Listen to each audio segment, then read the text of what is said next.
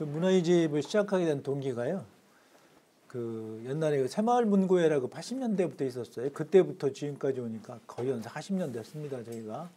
그 우리 오용환 부회장님께서 그거 맡아서 하시다가 제가 95년도에 변호사를 나오면서 무료 그 문을 닫아놓고 있더라고요. 그래서 경로당 2층에 있는 그 새마을문고회를 열어서 무료 도서관을 먼저 했습니다. 그때부터 지금까지 끊임없이 오고 있는데요.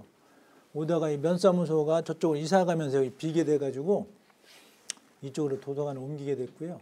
2003년도에 또 김행기 군수님이 굉장히 열정이 있으셨어요. 그래서 도청에서 그 다른데 문화의 집 사업이 반납된 걸 저희가 땡겨와가지고 2003년도에는 문화의 집 사업을 도서관과 함께 하다가 여러분들 많이 밀어주셔가지고 도서관 공식으로 분리가 되고 문화의 집만 남게 되는 이렇게 해오고 있습니다. 그 단체 이름이 추문화예술진흥회라고 이름을 붙였는데요. 제가 그 단체 회원이 한 100여 명 되는데 제가 회장으로 있고요. 부회장님 잠깐 일어나실까요? 우리 부회장님이시고 농약사를 하고 계시는 분이시고 그리고 또 여기 총무이사를 하는 장광천 총무이사. 네, 반갑습니다. 이렇게 있고요. 그래서 이렇게 회원들이 하다 보니까 군에서 저희를 믿고서 추부문화의 집이라는 기관을 저희한테 위탁 운영을 해마다 맡겨서 운영을 해오고 있습니다. 그러니까 문화회에서 예. 문화원을 위탁받은 거구나. 네, 위탁 운영을 하는데 군 예산이 한 1억 처음에 한 4천만 원 주다 지금 한 1억 7천 정도 올랐는데 저희가 그거 말고도 외부에서 또 프로그램을 따오고 이렇게 지원받고 하는 것이 많을 때는 한 2억 5천 이상 따와가지고 많을 때는 4, 5천 정도까지 이렇게 운영을 해오고 있어요. 그래서 군 입장에서도 주는 예산보다 더 열심히 한다고 칭찬을 많이 해주시고 그래가지고 그래도 전국에서 코로나 오기 전엔 전국에서 벤치마킹을 많이 왔었어요. 버스가 1년에 한 20대씩 오고 그랬었는데 그게 저희들이 이렇게 소리 안 나게 이게 운영을 해오고 있습니다. 그러던 차에 저희가 올해 들어서 사실 금산의 역사 문화라는 걸 잘 모르지 않습니까? 이제 금산 포럼에서 주도를 하시는데 그래서 다락원에서 금산의 문화 역사를 배우다는 프로그램을 잘 안 되고 있더라고요. 그걸 달라고 그래갖고 저희가 콘텐츠를 짜가지고 올 봄부터 지금 1학기 끝내고 2학기를 하고 있는데 한 번 주중에 강의하고 한 번 토요일 날 25인승 버스로 투어를 하면서 금산의 역사 문화를 정말로 많이 배웠습니다. 저희도 깜짝 놀랐습니다. 네, 그러던 가운데 올해 2학기 들어서 우리 이사장님 생각이 나더라고요. 지금 그래서 여러분들한테 이렇게 소개 말씀드리고 좀 저희가 말씀을 드리면 참 좋겠다는 생각을 했습니다. 그 저희 때 김행기 군수 시절 때 저희가 문화의 집 사업을 시작했는데 그때가 굉장히 그리웠어요. 그때는 꿈도 있고 이렇게 어떤 열정이 있었는데 근데 그때 이제 그때 무렵 직후로 해가지고 다들 금산에 사시면서도 배운 사람들이나 돈을 많이 벌면 다 외지로 나가잖아요. 근데 오히려 외지에서 훌륭한 분들이 금산에서 뼈를 묻겠다고 이렇게 들어오신 분들이 계신데 그때 깜짝 놀랐습니다. 그때 대표적으로 우리 산림청장 지내신 조연한 청장님 금산으로 남일면으로 하고 아예 집을 새로 지셔가지고 들어오셔서 거주를 하고 계시면서 이제 금산을 위해서 많은 훈수를 두고 계시고요. 그다음 이현호 박사님 아시죠? 삼성경제연구소 부소장님 지내시고 안기부 차장 지내시고 부산 발전연구원장을 지낸 이현호 박사님께서도 아예 이사를 오셨어요. 그래서 금산에 어르신이 있다고 한다면 진정으로 금산을 사랑하는 외지인이면서 불구하고 두 분이 아닌가 굉장히 감사하고도 존경스럽더라고요. 그래서 꼭 시간 되면 우리 조연한 청장님하고 이현호 박사님을 꼭 모셔야 되겠다라는 생각을 했고 제가 간곡히 부탁 말씀드렸습니다. 그동안 금산을 어떻게 보셨기에 이렇게 이사를 오셨으면서 금산을 향해서 어떻게 생각을 하고 계시고 어떤 조언을 주실지에 대해서 말씀을 꼭 듣고 싶은 생각이 들었고요. 엊그저께 저쪽 여울 축제할 때 금강에 이현우 박사님도 뵀죠. 거기서도 꼭 강의 좀 해달라고 부탁 말씀드렸는데 오늘 우리 조연한 청장님 또 금산 포럼을 또 이사장으로 이끌고 계시면서 금산을 위해서 또 많은 활동과 훈수를 두고 계십니다. 우리 조연한 청장님 모시고 기탄 없이 우리 동네의 어르신이고 어떻게 보면 동네 맛 형님 같은 분이시죠. 금산에. 그러니까 친밀하게 이렇게 대화도 좀 나눠주시고 기타 없는 이야기를 듣는 시간을 갖도록 하겠습니다. 한번 모셔보겠습니다.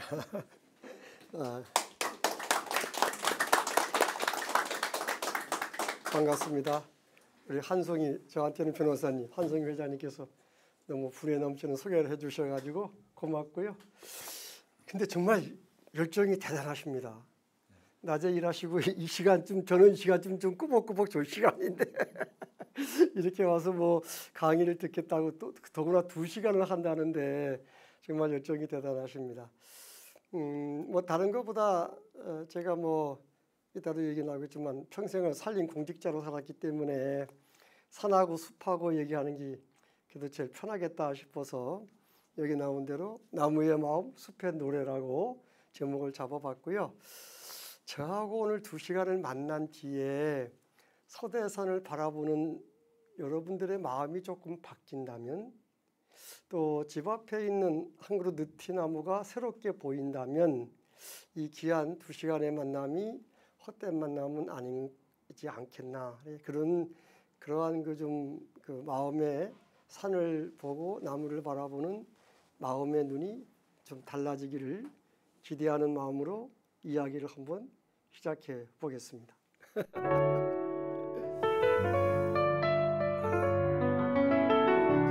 제 PPT가 이 글꼴이 안 맞아가지고 좀 생각이 나는데 대신 예쁘게 나와요. 훨씬 더 이쪽으로. 아이고. 산림청장에게 산이란 무엇입니까? 한 회장님한테 산이란 무엇입니까? 생명의 근원 아닐까요? 응? 생명의 근원. 와 이거 박수 한번 쳐주세요. 뭐 금방 나오네. 뭐 그냥 뭐 저같이 당당하시네. 죄송해요 앞에 계시니까 산이 뭘까요? 저는 지금 현재 총장님 저기 만인산에서 근무를 하고 있습니다. 오 그래요? 유아스 체험원에서 근무를 하고 있는데 그 아이들 입장에서 봤을 때는 놀이터가 아닌가. 놀이터. 예. 좋다. 놀이터. 박수 한번 쳐주시고요. 야 역시 뭐 이 군산 추구 주민들 수준이 대단합니다. 저는 이 질문을 받고 엄청 당황했거든요. 당황하다가 제가 이게 서대산이잖아요. 예. 여러분들은 서대산을 무엇이라고 생각하나? 그래서 저는 한참 제가 고민하다가 산은 뭐라고요? 어머니라고 그랬어요. 한번 따라합시다. 산은 어머니. 산은 어머니. 제가 하고 싶은 이야기는 요거예요. 다시 따라합니다. 산은 그러면 여러분 어머니 하세요. 산은 그러면 이제 앞으로 제 생각을 할 때 야 산림청장 했다는 사람 강의를 들었는데 그 사람 말이 산은 어머니래. 그래서 여러분들 머릿속에 산을 바라볼 때 서대산을 바라볼 때 저기 서대산이 아니고 내 어머니가 저기 계신다. 이렇게 생각하면 딱 좋아요. 제가 얘기하고자 하는 요지는 결론은 요거예요. 요 한마디 하고 싶어서 내가 얘기를 꺼내는 거예요. 그러니까 기자가 저보고 청장님 왜 산이 어머니입니까? 이렇게 물어봤어요. 그래서 제가 그랬죠. 이게 이제 우리 뭐 금산도 사진 찍으면 모습이 이렇고 이게 우리 대한민국에 어딜 가나 이런 모습이에요. 겹겹이 산이 쌓여 있죠. 사실은 제가 금산 들어오면서 가장 좋아하는 전망이 거기가 무슨 동네라 하죠? 거기 막 추부에서 고개 넘어서 내려가다가 앞산 마수리. 그 마수리 도로가에서 바라보는 그 앞에 덕유산 지산까지 보이는 능선. 그 능선만큼 아름다운 능선이 별로 없어요. 저는 제발 내가 전부터 얘기했는데 거기 도로 옆에 좀 땅 좀 이렇게 좀 어떻게 데크 세워가지고 전망대 하나. 아니 그랬더니 지금 박범민 군수가 군수되기 전에 그거 한다고 그랬거든. 지금도 안 해. 안 해요. 그거만큼 전망 좋은 데가 별로 없어요. 저희가 내일 금산 포럼에서 영주 부석사 가거든요. 유흥준 교수가 얘기하는 부석사 무량수전 그 배울림 기둥에 서서 있잖아요. 그 내일 우리 거기 갈 것인데 내일 그 부석사 무량수전 배울림 기둥에 서서 보면 뭐가 보이나요? 이 모습이 보여요. 한 20겹이 넘는 산 능선이 보인다고요. 산 능선이. 그래 이게 대한민국의 땅의 모습이거든요. 이게 지금 백두산이고요. 백두산에서 쭉 해서 뭐 묘항산 거쳐가지고 금강산 거쳐가지고 쭉 내려와서 태백산에서 방향을 탁 털어가지고 태백산에서 속리산 거쳐가지고 지산까지 이어지는 이 큰 산줄기가 백두대간이고요. 백두대간, 백두산에서 지산까지 이어지는 이게 백두대간이고, 이거를 축으로 13개의 정맥들이 한반도를 이렇게 품어주고 있어요. 이걸 보면 무슨 생각이 나시나요? 저는 저희 아버지 어머니가 9남매를 낳으셨어요. 아들 넷, 딸 다섯. 이 산을 보면 우리 어머니께서 9남매를 놓으셔가지고 어머니 치마 품에 품어 기르는 것 같아요. 그렇게 보이지 않아요?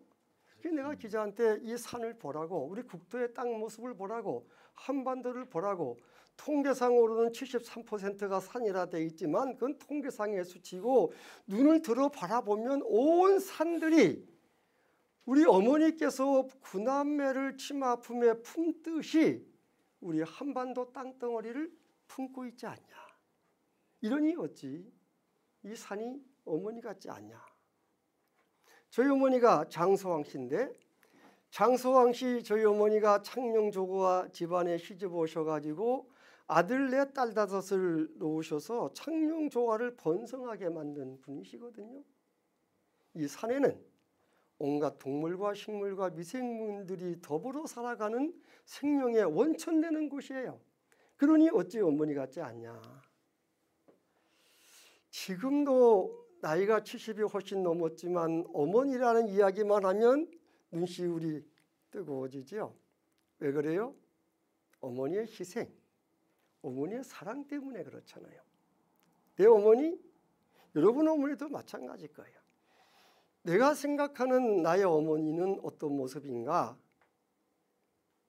가을이 됐다고, 나도 예쁜 옷 한 벌 입고 싶다고, 우리 어머니 당신 옷을 사겠다고 돈 들고 시장 가서 자기 손으로 당신 옷을 산 적이 없는 분이에요. 집에 있는 내가 무슨 옷이 필요하냐.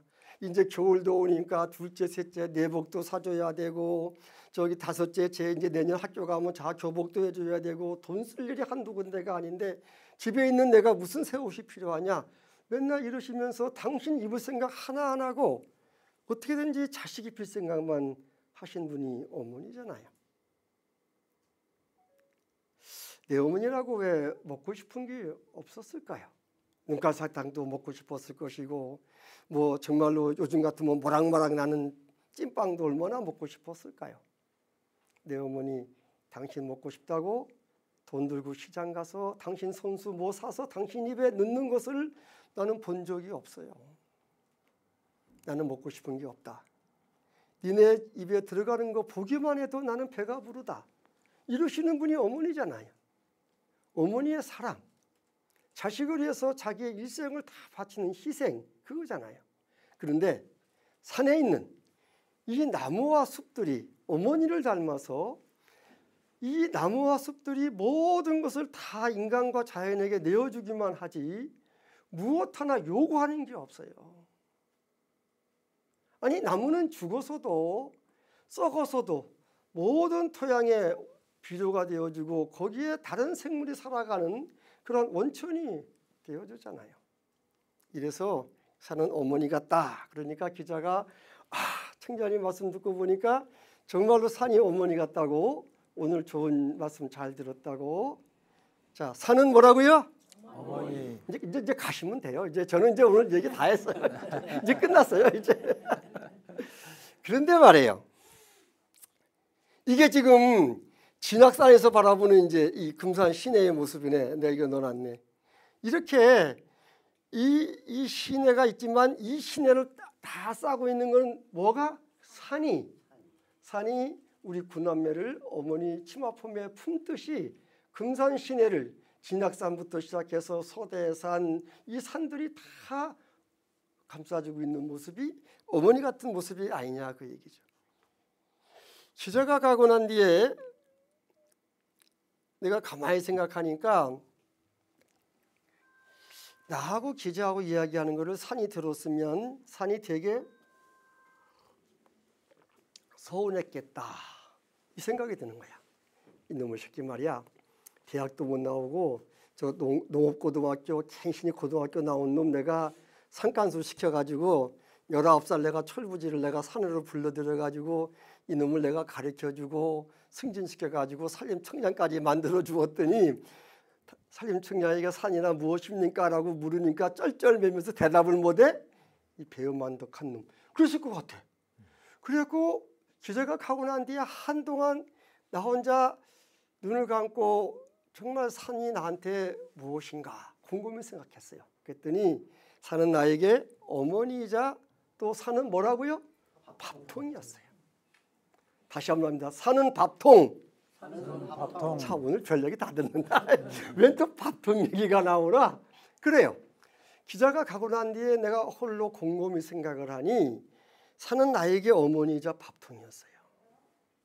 내 어머니께서 나를 낳아가지고 19살 때까지는 나를 젖을 먹여서 밥을 먹여서 나를 키워주었거든요. 내가 고등학교를 졸업하고 19살에 산림공무원이 되고부터는 어머니가 주는 밥을 먹지 않고 누가 주는 밥을 먹었을까요? 산이 주는 밥을 먹었다니까요.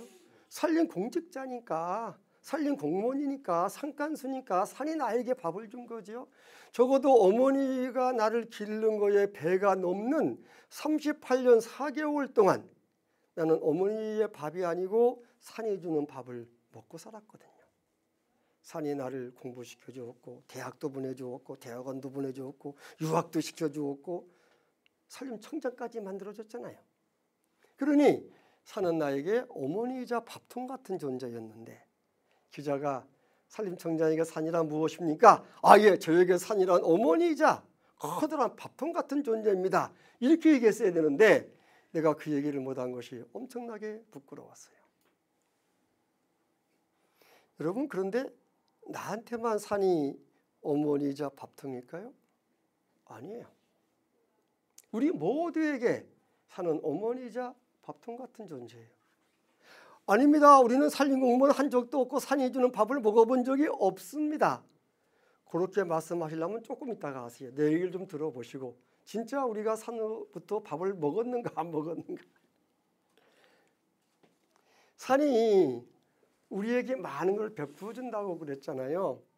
우리 아낌없이 주는 나무라는 이 동화책도 있잖아요. 산이 우리에게 어떤 것들을 주나. 산이 우리에게 목재를 비롯해 가지고 뭐 산나물 무슨 뭐 송이버섯 이런 많은 경제적인 혜택을 주는데 우리나라가 1년간 산에서 얻는 소득이 한 5조 5천억 원쯤 돼요. 그런데 산은 우리에게 이렇게 돈으로 바로 주지는 않지만 우리에게 상당히 많은 공익적인 혜택을 주고 있어요. 어떤 혜택들을 주고 있나요?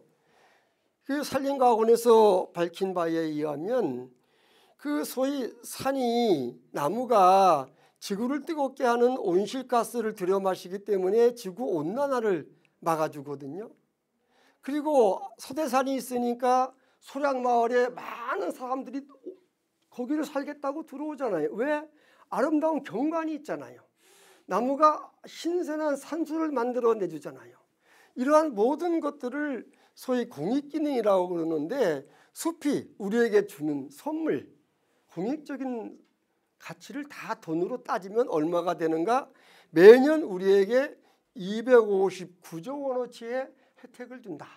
이래서 국민 1인당 얼마나 매년 우리 국민 1인당 499만 원씩의 혜택을 준다.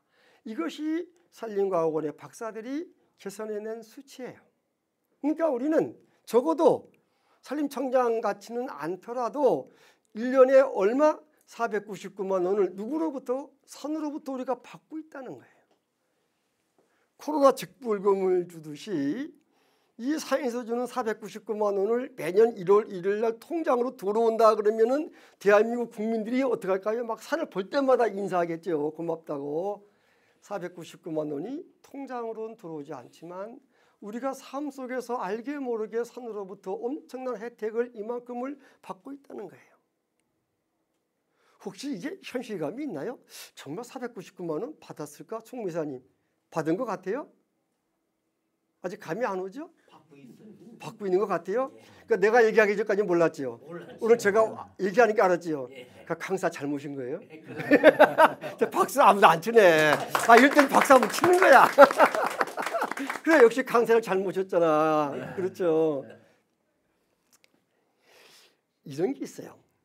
여기 여성분들이 몇 분 계신데 요즘은 안 그러지만 한 20년 전만 해도 여자가 집에서 살림을 하면 돈 쓴다 그랬어요. 여자가 직장 가서 돈을 벌어 오면 돈 번다 그랬어요. 그랬어요. 지금은 그런 얘기 안 해요. 그러니까 집에 있는 전업주부는 돈 쓰는 여자인 거야. 직장 나가 있는 여자는 돈 벌어오는 여자야 이랬거든.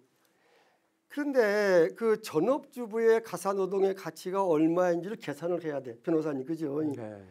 혹시 변호사님 현재 우리나라 전업주부의 가사노동 가치가 얼마쯤 됩니까? 글쎄 한 200만 원 넘을 것 200만 같아요. 원. 역시 변호사님은 달라. 박수 한번 쳐주세요. 왜냐하면 전업주부가 어떤 일을 당했을 때에 보상의 기준을 정해야 되잖아요. 그래가지고 전업주부의 가사노동 가치를 정하는데 제가 기억하는 거는 경제단체 이런 쪽에서 발표하는 거는 230에서 250, 여성단체가 발표하는 거는 350에서 400 이쯤 돼요. 전업주부의 가사노동의 가치가. 이거 어떻게 계산하는 거냐? 이렇게 하는 거예요. 하루 3끼 밥한다. 그러면 전업주부가 밥을 하지 않고 요걸 밥을 사다 먹거나 다른 사람을 시키면 얼마를 돈을 줘야 되나? 빨래를 일주일에 3번 한다. 일주일에 3번 빨래하는 걸 세탁소 가져가면 얼마나 돈을 줘야 되나? 이렇게 해서 전업주부가 하는 일을 다른 사람들에게 맡기거나 사서 했을 때 얼마나 돈이 들어가는 걸 따져가지고 한 달에 250만 원, 300, 350 이렇게 계산하는 거예요. 그런데 내가 그 얘기를 들을 때마다 그래? 그게 정말 맞을까? 계산할 수 없는 전업주부의 가치가 있죠. 어떤 거 있나요? 제 며느리가 전업주부거든요. 그런데 내가 며느리네 집에 가면 우리 애미는 우리 예은이 학교 가기 전에 밥 따뜻하게 데웠다가 예은이가 일어나서 세수하면 예은아 아침 먹고 학교 가야 된다. 이래가지고 식탁에 아침밥을 먹여가지고 그리고 학교에 갈 때 포 안아서 잘 갔다 와 알았지? 하고 포옹해서 학교로 보내요. 근데 만일에 며느리가 전업주부가 아니고 직장 여성이라면 예은이보다 먼저 학교 갈 것이고 예은아 식탁에 밥 해놨어 먹고 가 알지 사랑해 그 쪽지 써놓고 나갈 거예요.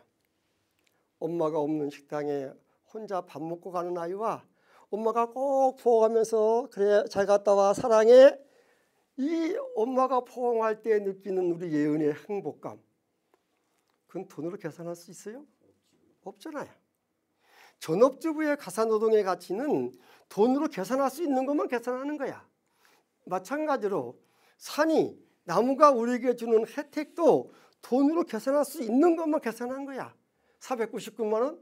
아니 어림없어요. 만일에 우리가 산에 나무도 하나도 없는 사막 아니 북한 땅에 살고 있다 그러면 내가 모르긴 하지만 정신병 환자가 아니 정신병 의사가 최고로 많을 것 같아. 못 살죠. 우리는 돈으로 계산할 수 없을 만큼의 많은 혜택을 어디로부터 산으로부터 나무로부터 얻고 있다. 그러기에 산은 어머니이자 우리 모두에게 뭐라고요? 밥통이다. 이의가 계신 분. 강사님 저는 절대 그렇지 않습니다. 이의가 계신 분 없어요? 그럼 아무도 안 계신 거예요. 그럼 저 약속했어요. 이제 산은 어머니예요. 아니, 말을 안 하네. 네, 산은 어머니예요. 네. 산은 밥통이에요. 네. 약속했어요. 이거 걸어요? 안 걸어도 되죠? 그럼 이제 지금부터 제 얘기 잘 들어보세요. 이제 여러분이 다 동의. 이것이 이제 산이 우리에게 주는 혜택. 뭐 이렇게 이제 산에서 뭐 이렇게 우리가 뭐 하잖아요. 그러면 산이 어머니면 어머니한테 어떻게 하죠 우리가? 효도하잖아요. 효도. 그럼 산한테 뭐 해야 돼? 왜 말을 안 해? 산한테 뭐 해야 돼? 효도해야지. 아니 저 약속했잖아. 산이 어머니라고. 그러니까 오늘 참 희한한 강사가 나와가지고 이제는 듣다 무슨 놈부터 산에다가 효도하라고 그러나 아니 산이 어머니라고 일단 약속했잖아요. 그러면 어머니한테 효도하다 어떻게 해야 돼? 산한테 효도해야 돼. 이 시간은 제가 이제 두 번째로 산에게 효도하자. 어떻게 산에 효도하는가 이 얘기를 좀 하려고 그래요.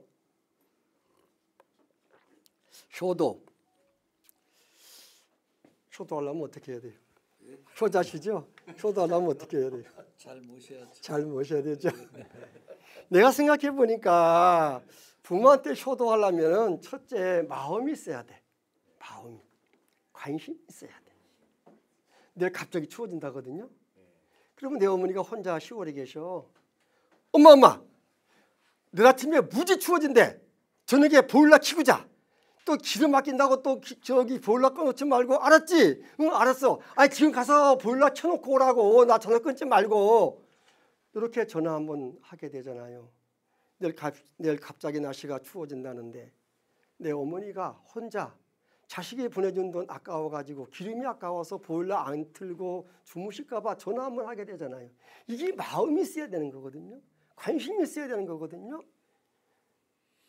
효도의 첫 걸음은 제가 볼 때는 마음을 써주는 거예요. 관심을 가지는 거예요. 인자요산이라고 그러잖아요. 얻은 사람은 산을 좋아한다잖아요. 아니 뭐 금산에는 뭐 서대산, 진학산 뭐 이렇게 뭐 그 대둔산 다 산봉우리에 다 있으니까 얼마나 얻은 사람들이 많이 살고 있어요. 특히 이 추부는 이 서대산을 진산으로 보고 살아가니까 모두가 얻은 분이죠. 우리 한송이 회장님 닮아가지고.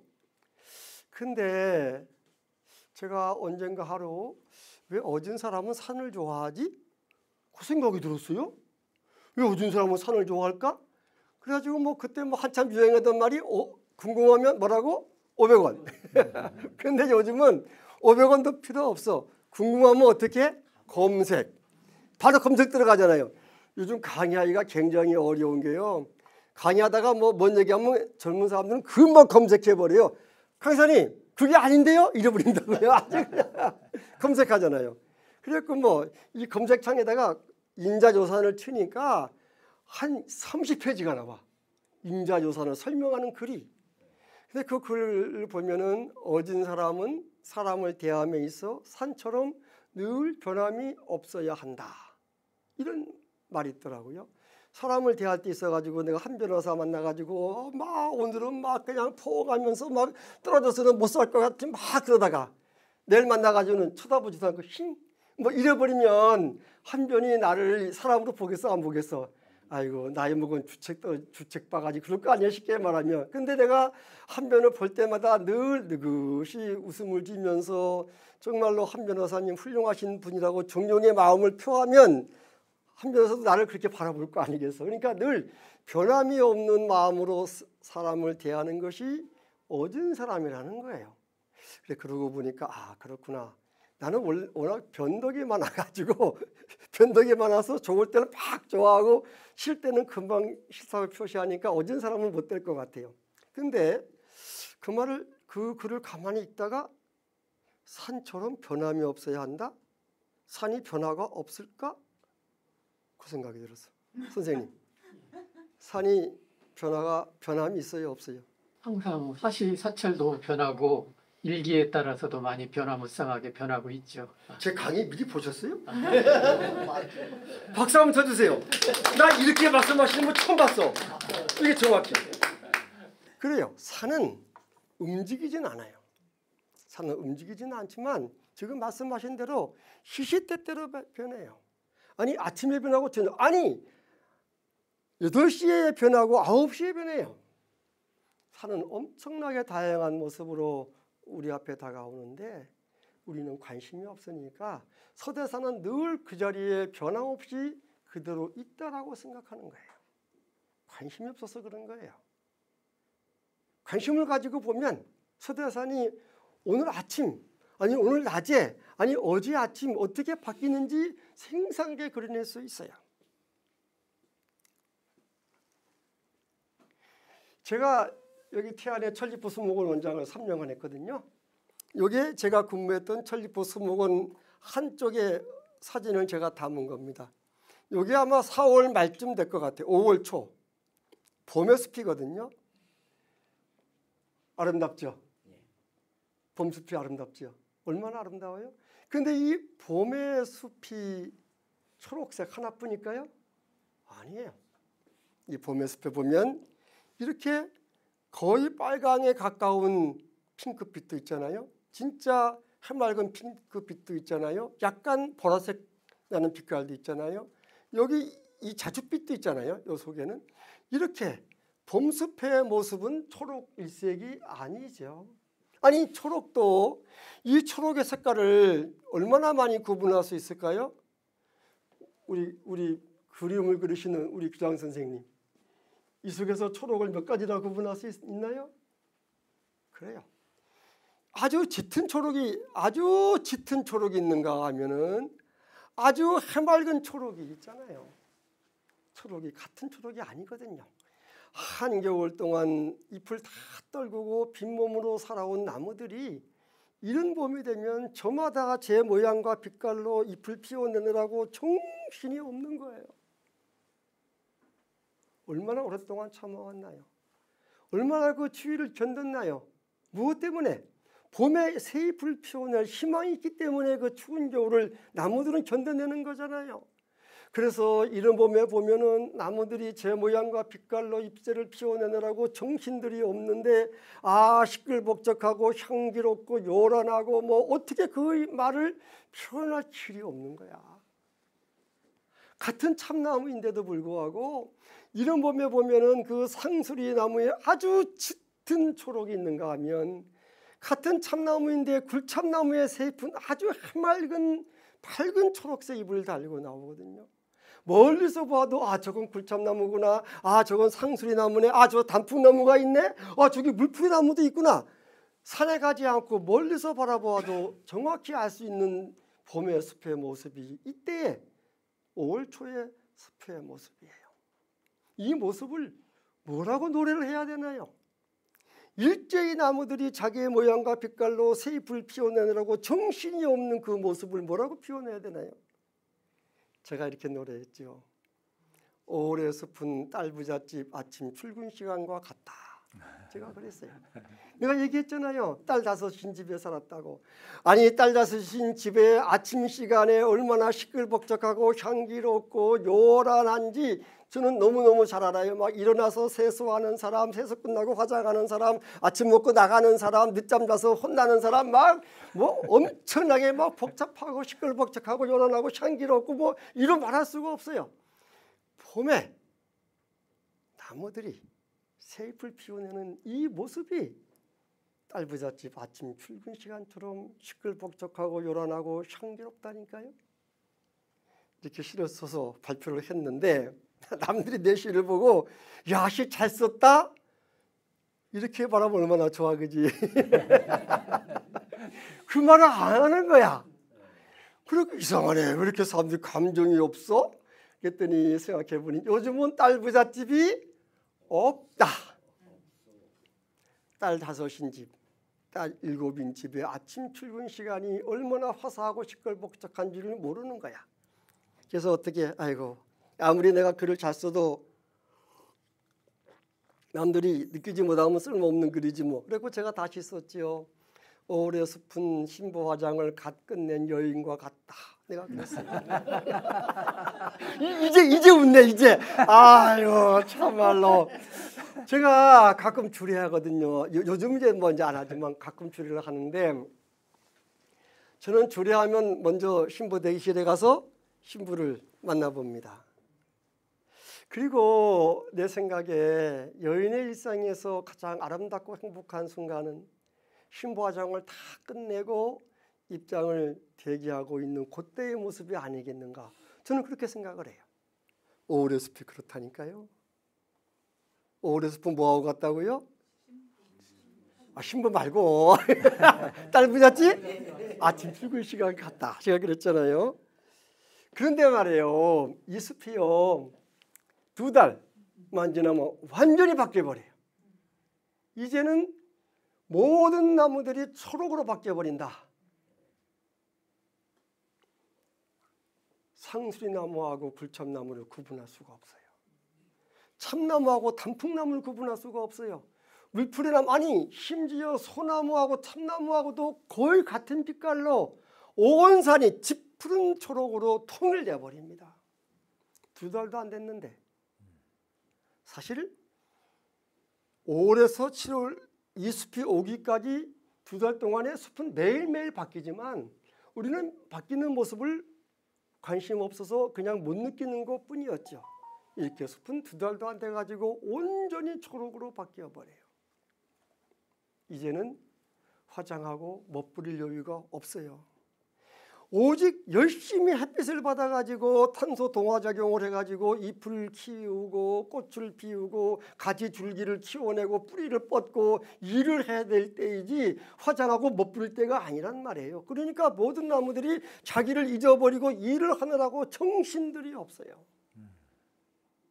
이 모습을 뭐라고 노래해야 되나요? 제가 이렇게 노래했죠. 7월의 숲은 시집와서 딸 둘 가진 내 며느리 같다. 내가 그랬어요.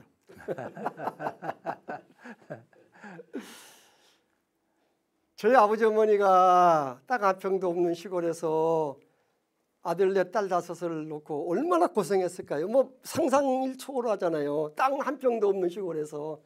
그래서 내가 어릴 때부터 아주 작심을 했어요. 난 장가가면 아들 딸 구분 않고 하나 낳고 끝낼 거야. 작심을 했어요. 아주 얼마나 내가 우리 아버지 어머니 고생하는 걸 봤으면. 장가 일찍 갔어요. 아들 낳았어요. 딱 끝내고 들어왔어요. 25세. 그래가지고 집사람한테 내가 지금도 혼나고 있어요. 상의도 안 하고 끝내고 들어왔다. 아들 하나 키웠잖아요. 이 아들이 장가 갔잖아요. 며느리가 들어왔잖아요. 세상에 얼마나 이쁠까 며느리가. 막 내 며느리가 막 최고로 이쁜 것 같아. 그래갖고 자꾸 며느리 보러 가고 싶어. 서울을. 애미야 나 서울 간다. 아버님 몇 시에 오실 것인데요? 나 몇 시에 간다 그러면 우리 며느리 시아버지 오신다고 화장하고 집 깨끗이 치워놓고 아버님 오셨어요? 차가 많이 안 막혔어요? 이러던 놈이 딸 둘 낳고 나더니 애미야 나 서울 간다. 몇 시에 오시는데요? 나 몇 시에 갈 거야? 라고 아파트 문을 열으면 시아버지가 오시는데 머리도 안 빗고 청소도 안 해놓고 엉망이고 정신이 없어요. 야 애미야 너 뭐가 이렇게 바쁘니? 아유 아버님 지금 빨리 예진이 발명해서 학교 보내줘야 되고요. 예은이 올 거거든요. 오면 가서 유치원 보내야 되고요. 정신이 없어요. 그 예쁘던 며느리가 딸 둘 낳고 나더니 자기 화장하고 치장하고 멋부릴 시간이 없더라고요. 온전히 딸을 위해서 자기의 모든 것을 다 헌신하고 있잖아요. 7월의 숲의 모습이 그렇다니까요. 이 숲이 다시 또한 이제 지금쯤 되면 어떻게 되나요? 단풍이 들잖아요. 저희는 내일 부석사 단풍놀이 가거든, 한 변호사. 단풍이 들잖아요. 얼마나 아름다운가요? 삼천리 활해강산이죠. 봄에 초록도 아름답지만 이 가을에 이 아름다운 단풍은 얼마나 황홀한가요? 여러분, 근데 정말로 단풍이 고울까요? 어느 해 가을에 저는 아파트 앞에 있는 느티나무를 보면서 제 둘째 누님이 생각이 났어요. 구남매 딸 5 중에서 둘째 누님. 인정 많고 감성 풍부하고 가을만 되면 구남매 끌고 철렵 다니겠다고 올해는 어디로 갈까 그러면서 봄만 되면 가을 철렵 그 궁리하시고 구남매 끌고 다니시던 저희 둘째 누님께서 어느 해 가을에 아들놈을 먼저 하늘나라로 떠나보냈어요. 그러더니 그 다음부터 저희 둘째 누님은 가을만 되면 몸살을 하세요. 구남매 철렵 가는 것도 잊어버리고 가을만 되면 그 먼저 떠나보낸 자식놈을 차마 품에서 떠나보내지 못하고 그 자식을 안고 가을 내내 몸살을 하시거든요. 느티나무에 단풍 든 모습을 보면서 둘째 누님이 생각나더라니까요. 그래 느티나무야 왜 너라고 네 자식 떠나보내기가 서럽지 않겠냐. 이른 봄에 화사하게 피워가지고 한여름 태양으로 길러낸 자식들이 내 품을 떠날 때가 되었구나. 나무는 아는 거예요. 떠나는 자식 위해서 내가 어떻게 할까? 평생을 익혀온 서러운 솜씨로 가장 예쁜 옷을 한 벌씩 지어 입혀준 것이 단풍이 아니겠나. 그 생각이 나는 거예요. 그 생각이 나니까 어떻게 돼요? 느티나무를 확 안아주잖아요. 와, 그래 느티나무야, 너 얼마나 힘드니? 안아주게 되잖아요. 그래서 내가 어떻게 노래할게요? 자식을 먼저 보내본 적이 없는 사람은 가을 단풍이 곱다고 말하지 말자.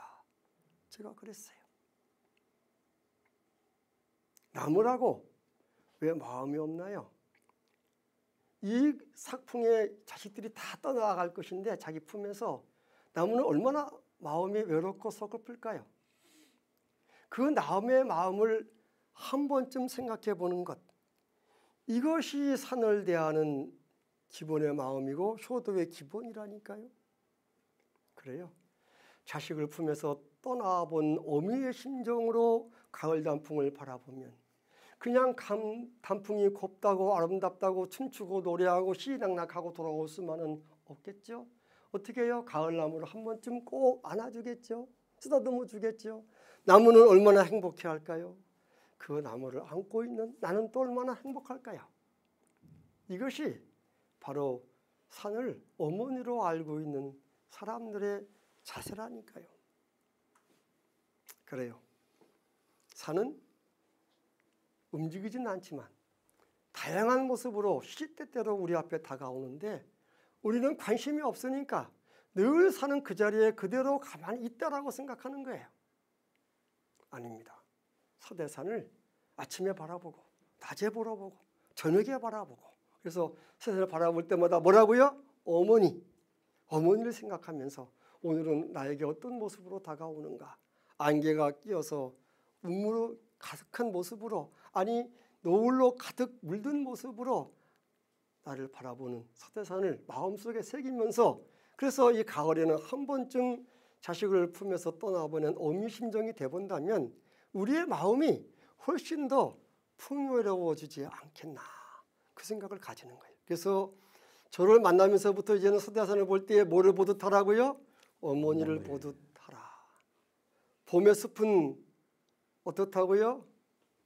딸부잣집 아침 출근 시간처럼 화사하고 시끌벅적하고 요란하다.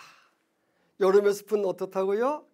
딸들 가진 청장님네 며느리 같다. 가을 숲은요? 예, 자식을 먼저 떠나보내서, 나는 이 말 하려면 난 솔직히 난 좀 속상해. 여성분들, 어머니 왜 저기 신랑은 죽으면 땅에다 묻어버리고 자식은 죽으면 왜 품에 안고 있는 거예요? 신랑도 죽으면 품에다 품어야지. 아니 신랑이 먼저 가서 품에 품고 산다는 얘기는 안 하더라고. 실제는 안 그러겠지, 그지? 그래요. 겨울, 여러분은 어느 계절이 제일 좋으신가요? 저는 정말로 겨울산이 참 좋아요. 제 집에 정원의 모습도 겨울 정원이 저는 제일 좋아요. 특히 눈이 왔을 때는 뭐 더 환상적이긴 하지만 왜 그런가요? 겨울에는 자기의 모든 것을 다 드러내놓잖아요. 그 화렵수들은 다 입을 떨구고 빈몸으로 살아가잖아요. 빈몸으로 살아가면서도 어쩜 그리 당당할까요? 겨울나무를 바라보면서, 겨울나무야, 너는 어찌 그리 부끄러움이 없냐? 어찌 그리 너는 당당하게 모든 것을 내려놓고 살아갈 수 있냐? 그러면서 겨울나무를 바라보면 너무너무 부끄럽죠. 저는 이렇게 우리 한 변호사님이 뭐 나를 소개할 때 좋은 말로 다 소개해 줬지만은 그 꽃풀을 다 벗고 내 민낯으로 여러분 앞에 선다. 그러면 아마 부끄러워서 제가 무슨 얘기를 하겠어요? 그래요. 그래서 나는 늘 기도하는 내 기도의 제목은 한 그루 나무이고 싶다. 그래서 내 첫 번째 시집의 시집 제목도 그리고 한 그루 나무이고 싶어라. 이렇게 제 첫 번째 시집 제목을 잡았는데, 나무이고 싶죠. 나무처럼 모든 것을 다 내려놓고 모든 것을 다 벗어놓고도 부끄러움이 없는 당당한 모습으로 살아가는 겨울나무 같은 한 그루 겨울나무 같은 그런 삶이면 얼마나 좋겠나. 그런 간절한 소망을 가지고 있어요. 첫 번째 산에 효도하는 방법의 첫 번째는 뭐라 그랬죠? 관심을 가져라. 마음이 있어야 된다 그랬고, 두 번째쯤에는 내가 생각할 때는 이건 무슨 뭐 책에 나오는 게 아니야. 교과서에 나오는 게 뭐 내 얘기니까 그냥 이게 맞고 틀리는 게 없어요. 선생님 그거 아닌데 이렇게 할 필요 없어요. 이건 제 얘기예요. 제가 볼 때 효도하는 두 번째 방법은 이름을 불러주는 것 같아요. 이름. 저를 낳으신 어머니는 제가 고등학교 1학년 때 돌아가셔가지고 내가 상간수 되는 것도, 내가 청장 되는 것도, 내가 이렇게 추부 문화의 집에 와서 이렇게 강의하는 것도 내 어머니는 모르시잖아요. 고생만 하시다가 자식 잘 되는 것도 못 보시고 일찍 돌아가셨는데, 내가 지금 생각할 때 우리 어머니가 참 불쌍해요. 고생해서 불쌍한 것이 아니라 우리 어머니 이름이 있는데, 내 생각한데 우리 어머니는 평생 동안 어릴 때를 빼놓고 나서는 당신 이름을 한 번도 들어본 적이 없는 분이야. 한 번도. 우리 어머니 유치원도 못 나왔죠. 초등학교도 못 나왔죠. 중고등학교 학교 못 나왔잖아요. 우리 어머니 교회도 안 나가셔가지고 교회에서 뭐 아무개 집사, 아무개 권사 이런 말도 못 들어봤잖아요. 그런다고 우리 아버지께서 저처럼 상냥해서 신혼초에라도 아이고 우리 어머니 이름 불러줬을까? 성예씨 내가 당신 사랑해 이렇게 이름 불러줬을까? 우리 아버지 평생 우리 어머니 이름 한 번도 안 불러줬을 거야. 이름은 있으되 한평생 자기 이름을 한 번도 들어보지 못한 사람.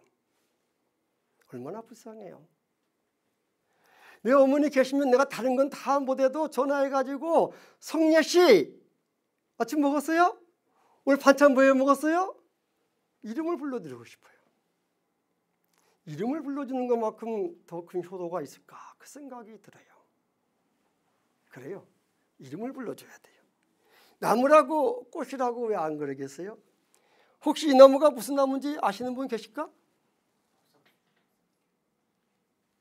잘생겼죠? 우리 주위에 흔히 많이 있는 나무 중에 하나예요. 느티나무는 아니에요. 조금 비슷한 느티나무는 아니고요. 이 나무가 커다란 커다란 새 그루가 프라다나스는 아니고 이게 조금 좁죠. 넓죠. 프라다나스는 이 나무 커다란 새 그루가 서 있는 자연휴양림에서 여고생들의 그 여름 문학의 밤 행사를 시인을 모시고 했어요. 그래서 그 시인이 자기가 쓴 시를 낭송했어요. 이 나무가 물풀의 나무거든요. 물풀의 나무. 도리깨 만들고 이 야구바따 만들고 하는 이 만드는 게 물풀의 나무거든요. 그래서 그 시인이 물풀의 나무 그 쬐금만 잎새라는 그 시를 낭송을 했어요. 그래서 그날 정말로 그 커다란 물풀의 나무 세우러 서 있는 자연휴양림에서 물풀의 나무 시를 쓴 시인이 물풀의 나무 시를 읽고 여고생들이 너무너무 행복해했어요. 행사가 끝나고 한 학생이 시인님 근데 질문이 있어요. 그러니까 예 얘기하세요. 근데 물풀의 나무가 어떤 나무예요? 이렇게 물었어요. 시인이 얼굴이 밝아졌어요. 사실요 제가 그 나무를 잘 몰라요. 세상에나. 그래갖고 내가 거기서 말 못하고 끝나고 나서 안시님 진짜 그저 물풀의 나무를 몰라요? 사실 청자님 그때 내 국장님 내가 솔직히 그 나무 잘 몰라요. 근데 왜 시에다가 물풀의 나무 그 쬐그만 잎새라고 썼냐고. 그러니까 물풀의 나무라는 그 말이 시어로서 너무 좋다는 거야. 그래서 시를 썼는데 자기는 물풀의 나무를 모른다는 거야. 그래서 내가 그 시인이 누군지 아세요? 여러분 잘 아는 안도현 시인이야. 내가 굉장히 좋아하는 시인이거든. 안도현. 그래서 내가 그분을 모신 거거든. 그래서 안 시인 지금 바로 그거 당신 강의한 저 뒤에 저 나무 3개 그거 그게 물풀의 나무야. 내가 그랬어. 그게 물풀의 나무라고. 세상에. 물풀의 나무 시를 쓴 물풀의 나무 시인이 물풀의 나무 앞에서 물풀의 나무 시를 읊었는데 시인이 물풀의 나무가 어떤 나무예요? 나 그 나무 모르는데요. 그날 밤에 이 물풀의 나무는 잠을 잤다 못 잤다? 못 잤다. 아, 그걸 잘 아시네. 그건 잘 아시네. 그들이 어떻게 했을까? 안도현 시인이 나무 공부를 엄청나게 많이 했어요. 그래서 지금은 저보다 훨씬 나무를 많이 알고 있다. 그래서 지금은 우리가 안도현 시인을 나무 시인이라고, 자기는 자꾸 연탄 시인이라고 한다는데, 연탄재 함부로 발로 차지 말라고 있잖아요. 연탄 시인이라고 하는데 자기는 연탄 시인은 싫고 나무 시인이고 싶다고. 그래서 우리는 안도현 시인을 나무 시인이라고 불러주고 있어요. 이름을 불러주는 것 얼마나 행복해요. 이거 다 알죠. 이거 모르는 분 없죠. 이건 잘하네. 역시 총무사님 최고야. 아들놈하고 조카놈을 데리고 어머니 산소를 갔어요. 갔더니 이 꽃이 피어 있더라고. 그래서 규식아 일로 와봐, 일로 와봐. 이게 무슨 꽃인지 알지? 그랬더니 아니 산림청장 아들놈이 이 꽃을 모르네. 아유 아버지 이거 모르겠는데요. 이놈 봐라. 그래서 내가 조카한테 규진아 너도 일로 와봐. 너 이 꽃이 뭔지 알아 몰라? 그랬더니 조카놈들도 한 놈도 모르네. 아니 세상에 산림청장 아들놈도 뭐 미국 가서 박사학위 받아왔다는 놈들도 한 놈도 이 꽃을 아는 놈이 없어. 내가 하도 기가 막혀가지고 요즘 학교에서는 뭘 가르치길래 이것도 하나 뭐 이 대학을 나오고 모르나 막 열불이 나는 거야. 그래갖고 이놈들아 이게 할미꽃이야 했더니 아이고 이게 할미꽃이에요 그러는 거야. 그래갖고 제가 그 다음에 청장이 돼가지고 전국의 교장선생님들을 이렇게 있는 자리에서 내가 강의를 할 시간이 있었어요. 그래서 내가 강의하다가 내가 이제 그 얘기를 했어요. 아니 요즘 학교에서는 뭘 가르치길래 아이들이 대학을 나와도 할 것도 모르느냐고, 요즘 교육에 문제가 있는 거 아니냐고. 내가 조금 원성을 높였어요. 교장 선생님 그렇잖아요. 학교에서 뭘 가르치길래 애들이 대학을 나와도 할 것도 모르느냐고요. 그 말대요 교육이 지금. 그래서 했더니 한 교장 선생님이 저쪽 뒤에서 손을 바짝 들더라고요. 청장님 그래서 예 말씀하세요. 뭐 하실 말씀 있어요? 그랬더니 청장님 사실은요 그건 학교 교육에 문제가 있는 게 아닙니다 그러더라고. 그럼 그게 뭐가 문제가 있는 거예요 도무지? 왜 어디에 문제가 있어요? 그랬더니 사실은 가정교육에 문제가 있죠. 어디에 문제가 있다? 가정교육. 그날 산림청장 완전히 못했다. 나는 내 아이를 학교만 보내면 때에 따라서 필요한 시간에 이건 할미꽃이다. 이건 애기똥풀이다. 애기똥풀 씨는 이런 시가 있다. 시도 들려주고 날 가르쳐줄 줄 알았어요. 그랬더니 그거는 선생님께 맡길 일이 아니고 내가 할 일이더라고요. 근데 내가 내 자식 놈의 손을 잡고 한 번도 내가 길가에 아니면 산에 데려가서 이거는 살미꽃이고 이거는 제비꽃이고 이거는 전나무고 가르쳐준 적이 없거든요. 내 잘못이죠. 그래서 그 다음부터 나는 서울 가면 우리 예은이 예진이 데리고 두 손 잡고 아파트 걸으면서 예은아 예진아 일로 와봐라. 여기 무슨 나무인지 아니? 요거는 한박꽃 나무다. 요거는 뭘까? 요거는 작약이다. 얘기를 해주거든요. 왜냐하면 학교 교육에 문제가 있는 게 아니라잖아요. 가정 교육에 문제가 있잖아요. 여기까지만 하고 5분 쉬었다 합시다.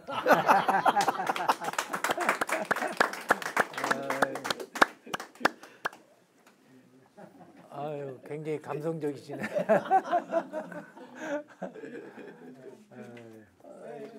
오늘 뭐 강사를 잘못 모셔가지고 지금 부모한테 효도하기도 바쁜 시간에 또 사람한테 효도하라고 하니까 참 그냥 별 강사 다 만났다. 그렇게 그냥 너무 저기 하지 마시고, 그러면 제발 효도는 못하더라도 불효막심한 자식은 되지 말자. 저는 이 말씀을 꼭 드리고 싶어요. 아니 나는 특히 이 추부에 계시는 우리 금산 주민들께서는 다 산에도 효도하시는 효자가 되기를 참 진심으로 바라는데, 설령 뭐 바쁘고 힘들고 어쩌고 해서 효도는 못할 망정 불효막심만 자식은 돼서는 안 되겠다. 그래서 오늘은 이 시간에는 어떤 놈들이 배웠지 이제 불효한 놈들이니까 불효 자식이니까 어떤 사람들이 불효한 사람들인가 이거예요. 내가 산림청에 있다고 명함을 주면 아래를 째려본 다음에 청장님 근데 이렇게 우리 산에는 전부 못 쓸 나무만 잔뜩 심어놨어요. 이렇게 말하는 사람이 있어요. 우리 산에는 못 쓸 나무만 가득 차 있다네. 그래서 무슨 나무가 못 쓸 나무인데요? 물으면 그거 몰라서 물어요. 소나무요? 그거 옛날에 송충이부터 해가지고 송충이 뭐 솔잎폭발이 무슨 뭐 재선충 요즘 재선충 때문에 온 나무가 다 죽고 있잖아요. 그거는 병이란 온갖 병은 다 끌어안고 있는 만국송이라고. 아니 소나무가 만국송이라네 이 세상에. 그 참나무요. 참나무 그는 세상에 쓰잘데없는 잡목이라고. 참나무는 쓰잘데없는 잡목이라네. 아카시나무 그 일본 놈이 이 땅 망치려고 심어놓은 건데 우리가 해방된 지가 지금 몇십 년 됐는데 지금도 아카시나무 저거 죽이지 않고 온 산천이 5월 아카시꽃 필 때만 온 산천이 아카시 천지인데도 그거 안 베어내고 뭐 하느냐고? 이 땅에 있는 나무는 다 못 쓸 나무라네. 그래갖고 그러세요. 그럼 혹시 어떤 나무가 좋은 나무인데요? 그러면 그거 몰라서 물으세요. 일본 안 가봤어요? 일본 가보세요. 그냥 히노키라는 그 편백나무가 하늘을 찌를 듯이 막 우리 몇 사람 되는 나무가 꽉 차 있잖아요. 막 그냥. 아니 독일은 참나무 한 대 비워내면 벤츠 한 대 값 나온다고 하잖아요. 영화도 안 봐요. 미국에는 그 무슨 나무가 하도 커갖고 나무 밑둥 속으로 차가 왔다 갔다 한다고 그러잖아요. 남의 나라 나무는 다 좋은 나무고 이 땅 나무는 다 못 쓸 나무라네.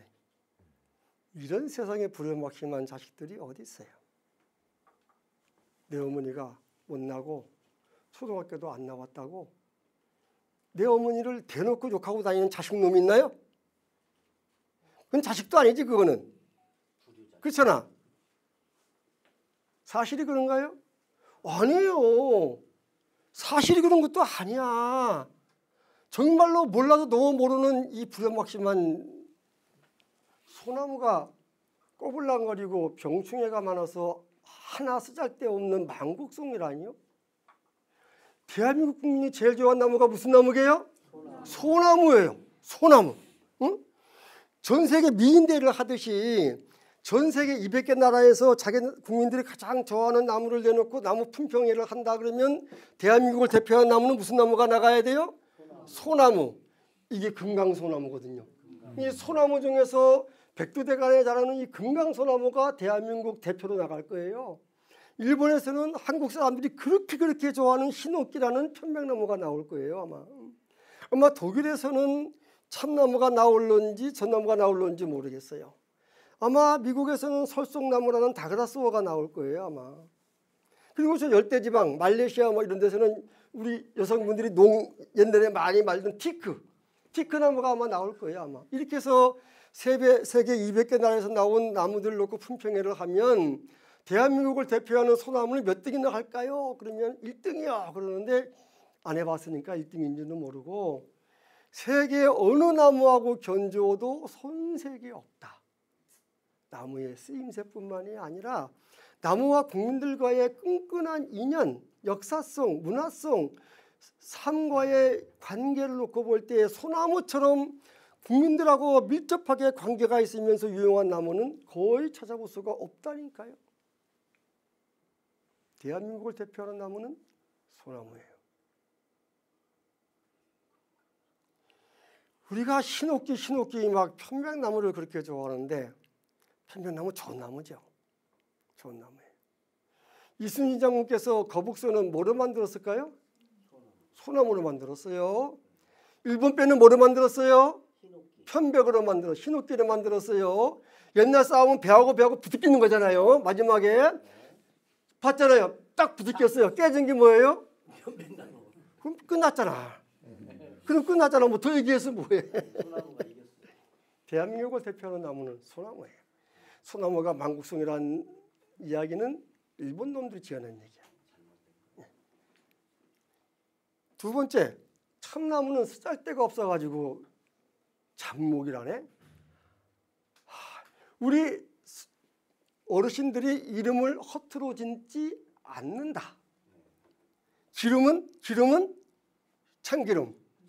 나물은 참나물. 나무는 나무 중에 진짜니까 참나무라고 그러는 것이지 허투루 이름 짓는 게 아니라니까요. 그래서 옛날 어르신들이 잡목 그랬는데 여기 한문 요 잡목 이게 쓰잘데없다는 잡자가 아니고 요 잡자는 두루잡이야. 두루잡. 쓰임새가 높다 이 뜻을 가지고 있어요. 잡자는. 그래가지고 예를 들면 자 생선만 파는 가게는 어물전이지 야채 파는 건 야채 가게라 하잖아. 근데 한 가게 안에서 쌀, 야채, 생선, 과일 다 팔아. 그럼 뭐라 그래? 잡화점. 옛날 잡화점이야. 지금은 슈퍼지만 슈퍼 나오기 전 잡화점이라고 그랬어. 한 권의 책에 시집만 들어있으면 뭐가 돼요? 시집이야. 한 권의 책에 소설만 들어있으면 뭐가 돼? 소설책이야. 근데 한 권의 책에 시, 소설, 수필, 꽁트 다 들어있으면 뭐라 그래? 잡지야. 여러 장르의 글을 한 권에 모아놨다는 것이 잡자야. 그래서 이 잡자는 쓰임새가 높다라는 뜻이지 쓸모없는 잡자가 아니란 말이에요. 그러니까 참나무는 나무 중에 어떻다? 진짜 나무다. 예. 쓸데없는 나무가 아니거든요. 정말로 억울한 나무는 아카시나무예요. 한번 따라하겠습니다. 아카시나무. 아카시나무. 아카시아가 아니고 다시 아카시나무. 아카시나무. 오늘 저하고 만난 분들은 절대 아카시아 그러면 안 돼. 아카시아는 조연한 강사를 만나지 않은 사람들이 하는 소리야. 무식한 사람의 얘기야. 이 땅에 있는 나무는 아카시아 나무는 없어요. 아카시아 나무는 아카시나무하고 사촌간인데 이 아카시아는 열대지방 우리가 그 필리핀이나 저쪽에 태국이나 말레이시아 가면 거기에 늘 푸른 아카시아 나무가 있어요. 우리 땅에 사는 나무들은 다 아카시 나무야. 아카시 나무. 그 소수나무에 뭐 과수원길인가에 자꾸 뭐 아카시아 뭐 꽃 어쩌고 하니까 자꾸 그냥 아카시아라고 하는데 우리는 아카시라. 그러니까 이름도 잘못 부르만이 아니라 이 아카시를 일본 놈이 이 땅 망치려고 심어놓은 건데 지금까지 뽑아내지 않는다고 올해 아카시 꽃이 필 때 그리고 추석 무렵에 성묘할 때 산림청 홈페이지에 전화로 아직까지도 항의가 많이 들어와요. 온 산이 아카시 천지인데 왜 이 나무를 비워내지 않냐고 왜 죽이지 않냐고 또 때로는 이 나무를 어떻게 죽이느냐고 물어보는 사람들이 많아요. 변호사님 네. 여쭤볼게요. 변호사님께서 너무 잘 아시잖아. 사람이 죄를 짓잖아. 네. 그러면 죄 지은 정도에 따라서 어떤 놈은 불기소. 넌 죄가 졌어? 너는 그러면 뭐 벌금, 너는 구류, 너는 징역. 이 놈은 사형시켜야 돼. 이게 죄에 따라서 형량이 달라지죠? 달라지죠. 아무나 막 죽이지 않죠? 네. 근데 아카시나무는 무슨 죄를 지어서 그렇게 죽여라 막 그럴까? 아니 아카시나무가 무슨 죄를 지었는지 알아야 그 죄 정도에 따라서 한 변호사님 자문을 받아가지고 이놈은 사형을 시켜라. 아니 이놈은 사형까지는 아니다. 징역 20년을 보내라. 뭐 어떻게 간에 죄를 알아야 잘못을 알아야 하여튼 형벌을 주는 거 아니겠어요? 아카시나무는 무슨 죄를 져서 죽여야 되느냐고요? 아카시나무가 원래 우리 고유의 나무는 아니에요. 1910년대 일제시대에 들어온 것도 맞아요. 근데 그때 우리 땅에는 땅이 너무 척박해가지고 다른 나무들 무슨 뭐 낙엽송이니 뭐 잣나무니 이런 나무는 심어야 클 수가 없어요. 너무 척박해서. 근데 아카시나무는 그 뿌리오박테리아라고 공중에 있는 질소를 지가 양분으로 만들어 쓰는 그런 기능을 해요. 아카시나무, 쌀이나무, 오르나무 이런 나무들이. 그래서 척박한 땅에 잘 자라기 때문에 사방할 때 그 나무를 제일 먼저 심는 거예요. 그러면 이 나무는 비료 한 점 안 줘도 지가 공중에 질소가 4분의 3이 질소니까 질소를 고정해서 지가 비료 쓴다니까. 그리고 땅을 기름지게 만들어 놓으면 그 다음에 다른 나무를 심어주는 거예요. 그래서 그때는 땅이 워낙 척박하니까 아카시나무를 심었던 거예요.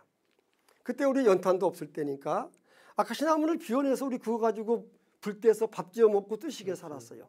만일 아카시나무가 없었으면 우리 엄청나게 춥게 살았을 거예요. 아마 엄청나게 춥게. 아카시나무는 비워내면 또 싹이 올라와서 또 비워내고 1년에 2번, 3번 비워서 썼거든요. 아카시나무를요. 땔감으로 아주 요긴했어요. 불도 얼마나 화력이 세요. 뿐만 아니라 아카시나무 잎사귀로 토끼도 먹이고 염소도 먹였어요. 아카시나무 껍질을 벗겨가지고 섬유질로 써먹었어요. 옛날에 우마차, 구로 말하는 거. 옛날에 우마차는 아카시나무가 아니면 우마차를 못 만들어요. 우마차의 뼈대는 꼭 아카시나무여야 돼. 이 아카시나무가 질겨가지고 차량 용제로 쓰는 그 이상 좋은 나무가 없어요. 지금도 아카시나무로 탁자를 만들어 놓으면 노란 색깔의 무늬가 나가지고 탁자 중에 최고급 탁자가 돼요. 아카시나무 탁자가 최고급 목재거든요. 그뿐만이 아니라 아카시나무에서는 뭐가 나오나요? 꿀에서 꿀이 나오거든요. 세상에. 얼마나 많이 나올까요?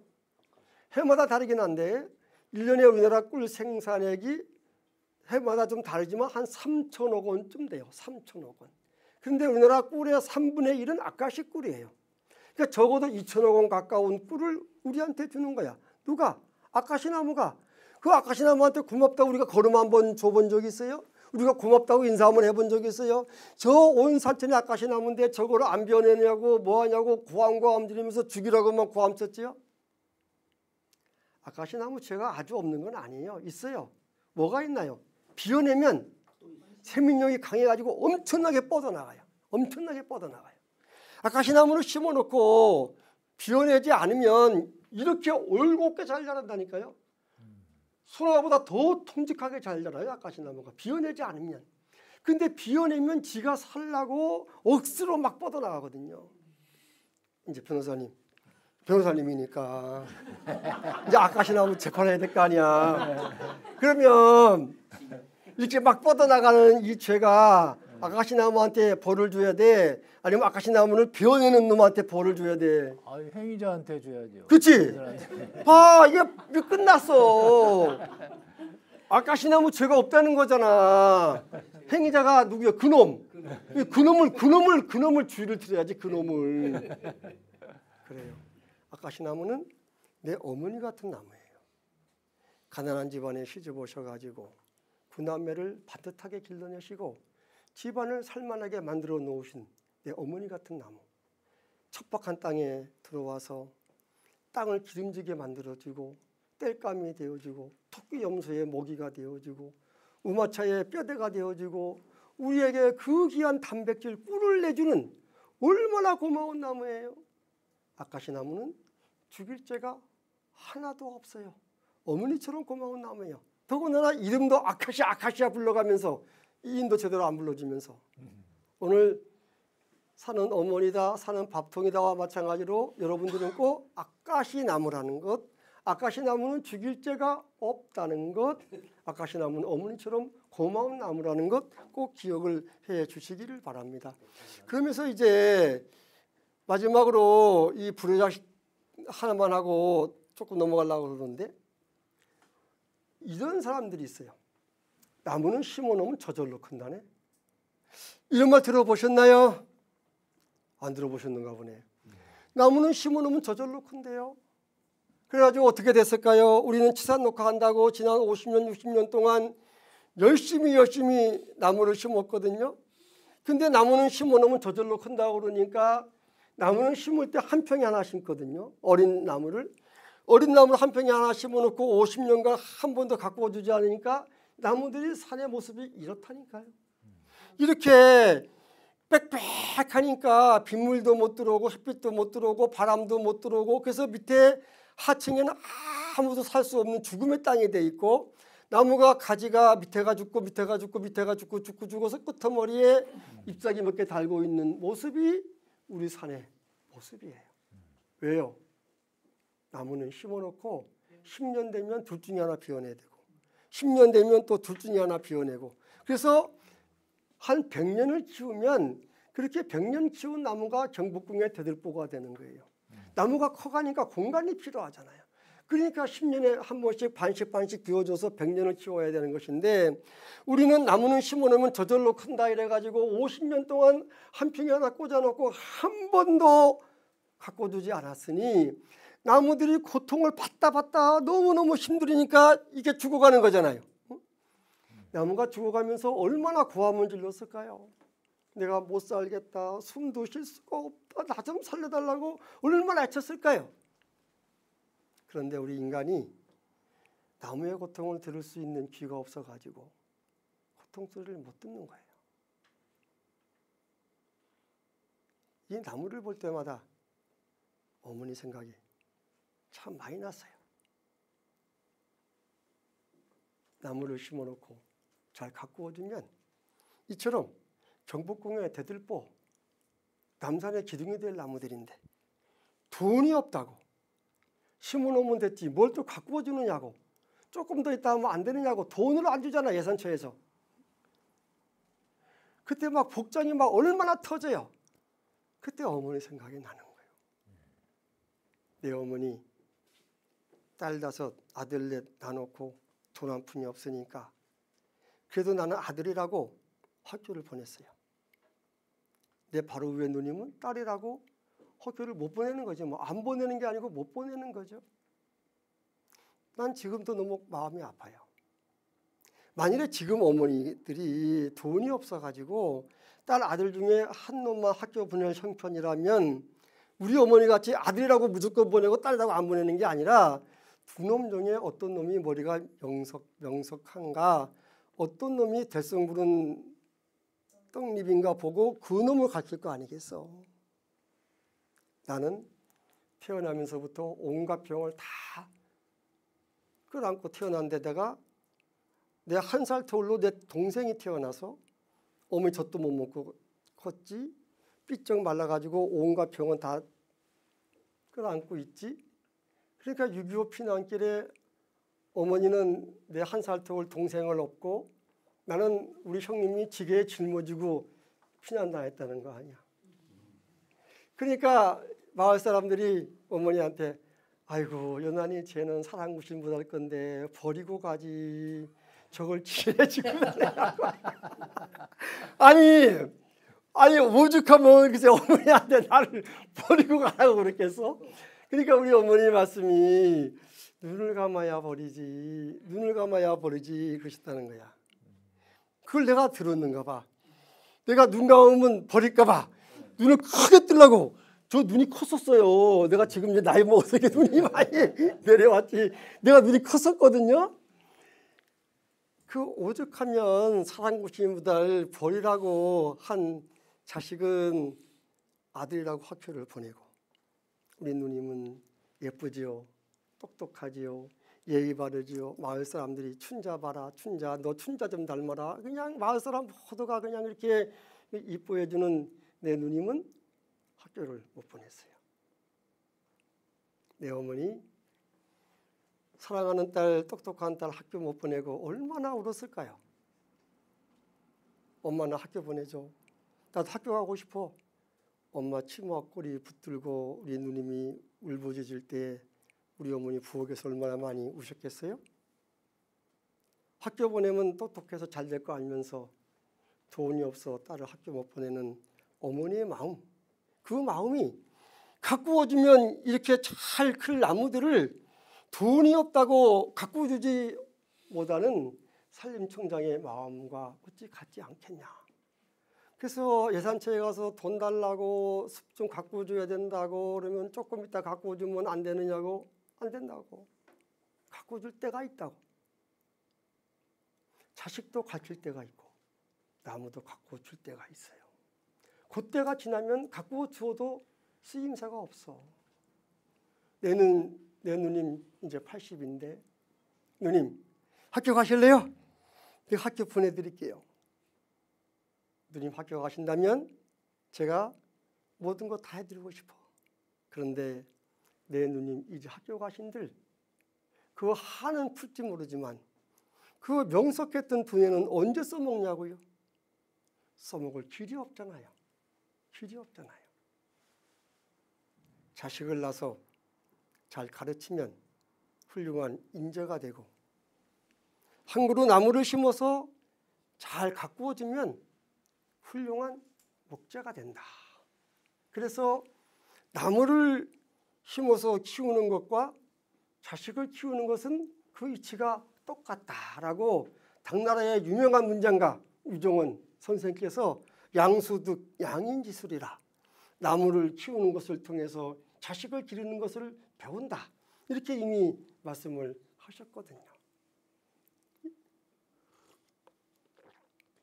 나무가 죽어가면서 고통을 지르는 걸 너무너무 안타까워서 하나님 제발 나무한테 입 좀 주세요.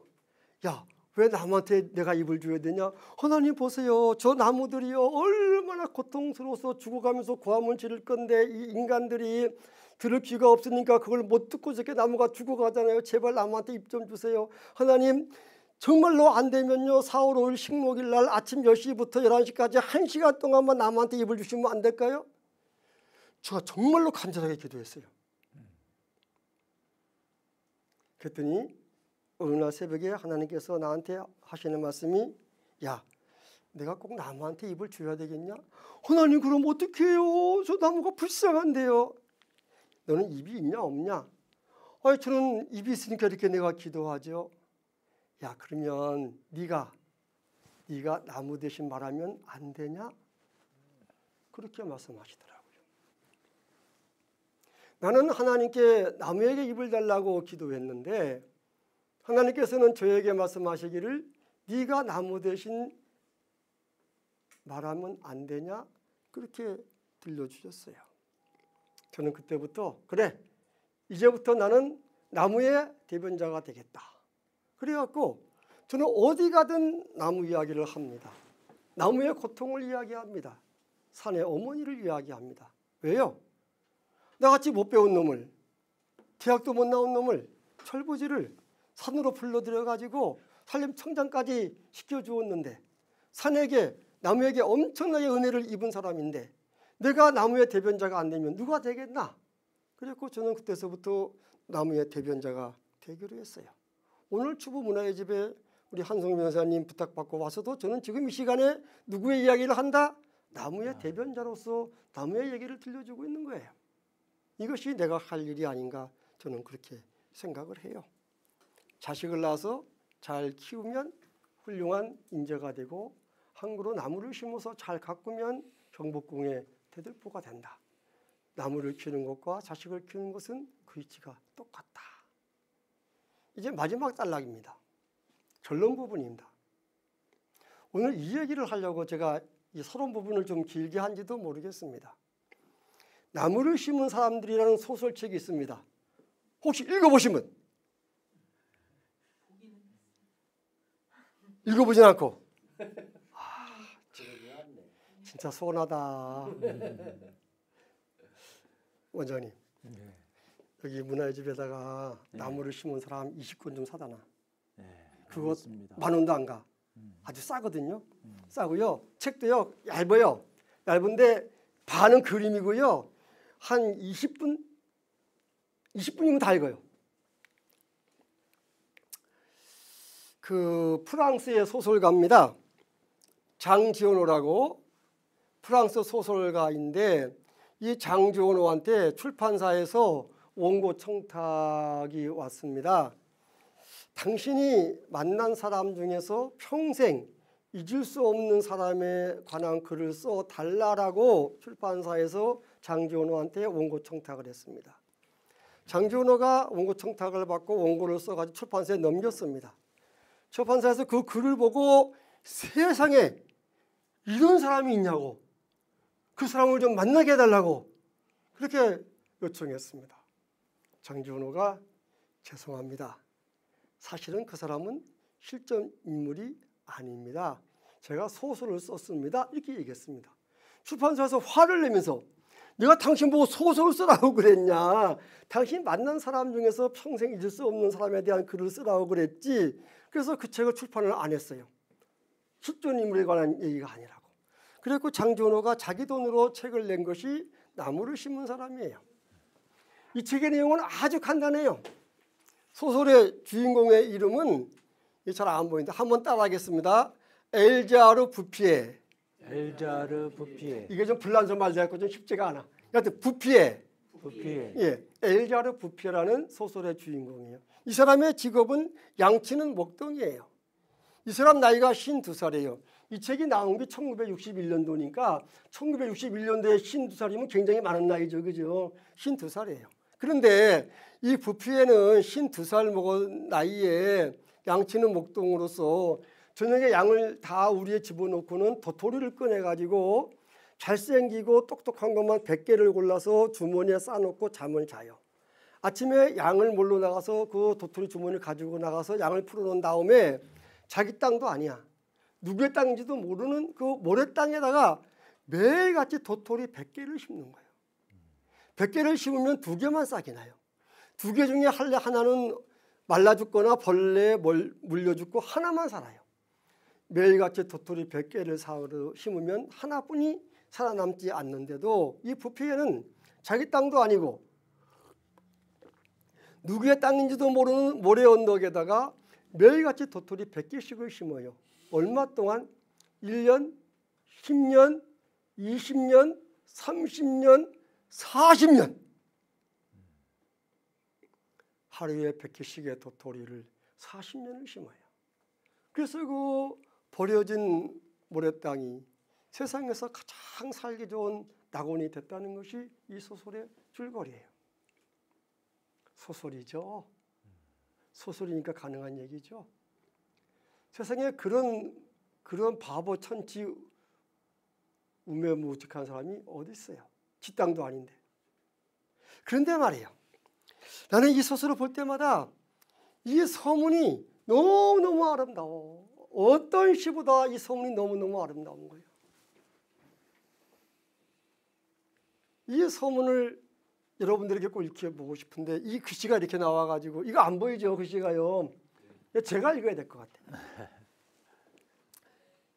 장지훈호가 소설을 쓰기 전에 책장을 탁 넘기면 이렇게 앞에다가 서문을 써놓고 그 다음 소설을 쓰거든요. 이렇게 돼 있어요. 한 사람이 참으로 보기 드문 인격을 갖고 있는가를 알기 위해서는 여러 해 동안 그의 행동을 관찰할 수 있는 행운을 가져야만 한다.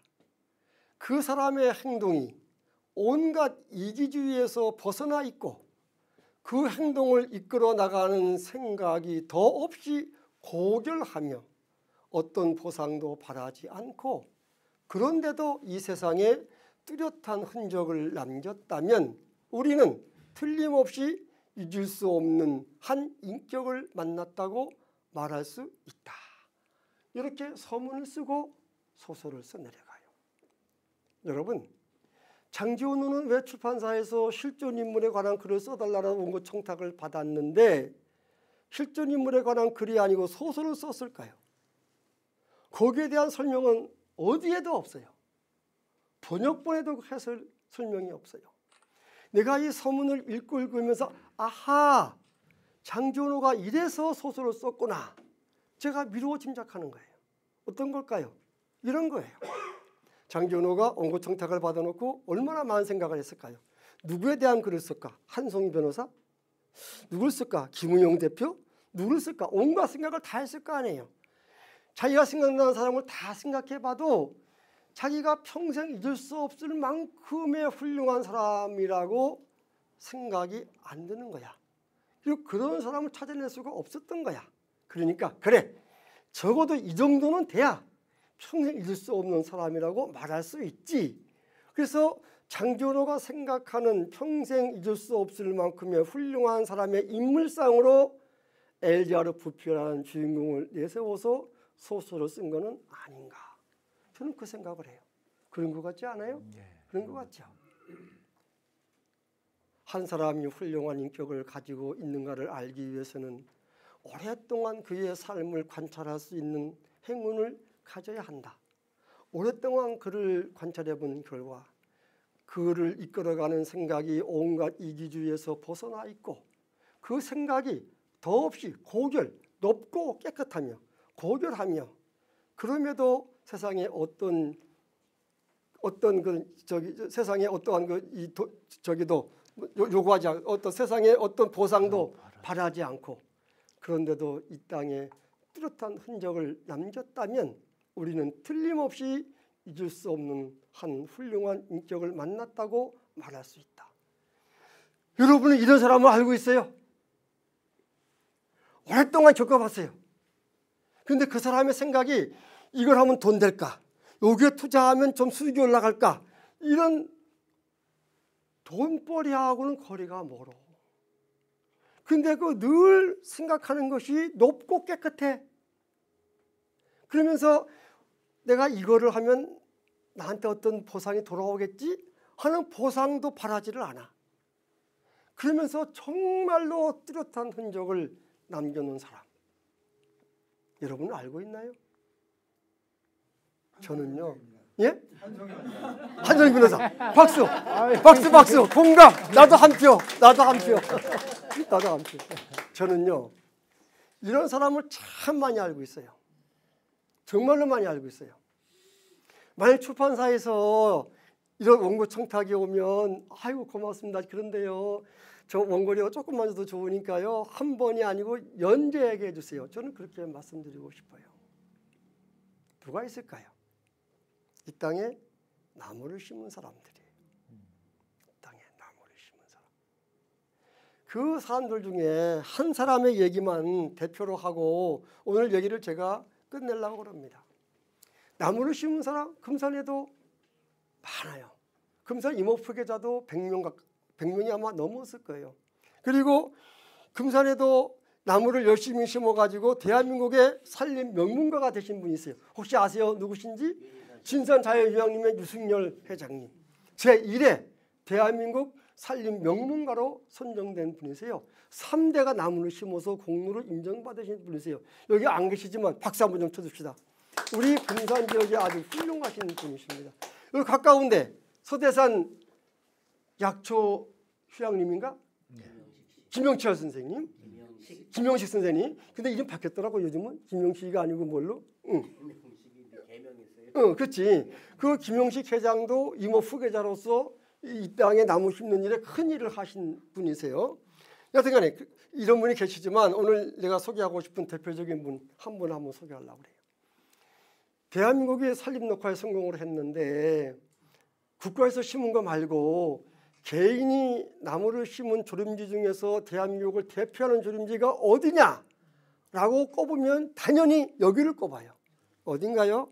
전라남도 장성군 서산면에 있는 충령산 자락에 있는 충령산 편백나무 숲이에요.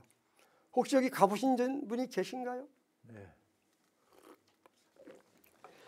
전라남도 장성에 가면 이렇게 멋진 편백숲이 있습니다. 이분이 나무를 심은 것이 장제원호의 이 엘자르 부피가 심었다는 61년도 거의 같은 시기에 61년, 2년, 3년 그때부터 나무를 심기 시작했어요. 이 나무를 심으신 분은 임종국이라는 소위 묘목업을 하시던 분이세요. 양묘업을 하시던 분이세요. 이분이 소위 그 일본의 편백이라는 나무가 있다는 것을 알고 야, 이 나무가 굉장히 좋구나. 그래서 그 씨를 어렵게 구해다가 편백나무를 양묘하고 그 나무를 심기 시작을 했어요. 1962년부터. 그러면 1962년이면 제가 중학교 2학년쯤 되는 것 같아요. 내 지금 생각에 그때 62년도에는 보릿고개를 넘기기가 힘들어가지고 보릿고개 아시나요? 보릿고개 모르는 분도 계실 것 같아요. 저 뒤에 사무국장하고는. 우린 보릿고개를 넘느라고 정신없이 땅 한 평만 있으면 거기에 고구마 심고 감자 심고 보리 심어가지고 먹거리 심느라고 애를 쓸 때이지 나무 심는 거는 나라에서도 별로 신경을 못 쓰던 때예요. 근데 이분은 돈 조금 벌으면은 나무 심고 돈 조금 벌으면 산 사고 돈 조금 심으면 나무 심고 산에 나무 심는 일을 정말로 가업으로 그렇게 열심히 했어요. 봄에 비가 안 오면 물찌개로 물을 줘다가 산에다가 물을 줬어요. 나무에다가. 그러니까 마을 사람들이 뭐라고 그러나요? 정신병자라고 그러죠. 미친놈이죠. 미친놈이죠. 아니 거기 먹고 살기도 힘든데 보리 심고 밀 심고 감자 심고 수수 심어도 먹고 살기 힘들 때 산에 거기다가 나무 심어놓고 물찌개 지고 산에 올라가는 놈이 미친놈이지 뭐 다른 말 할 게 뭐 있어. 그런데 박정희 대통령께서 치산 녹화를 이제 막 하자고 해서 했는데 아니 이제 보고를 들으니까 어디 전라남도 장성에 나무를 열심히 심는 분이 계시다는 말씀을 듣고 대통령께서 직접 헬기를 타고 여기를 가신 거야. 현장에를. 가서 보니까 막 드넓은 그 산에 나무를 막 엄청나게 심어놨잖아요.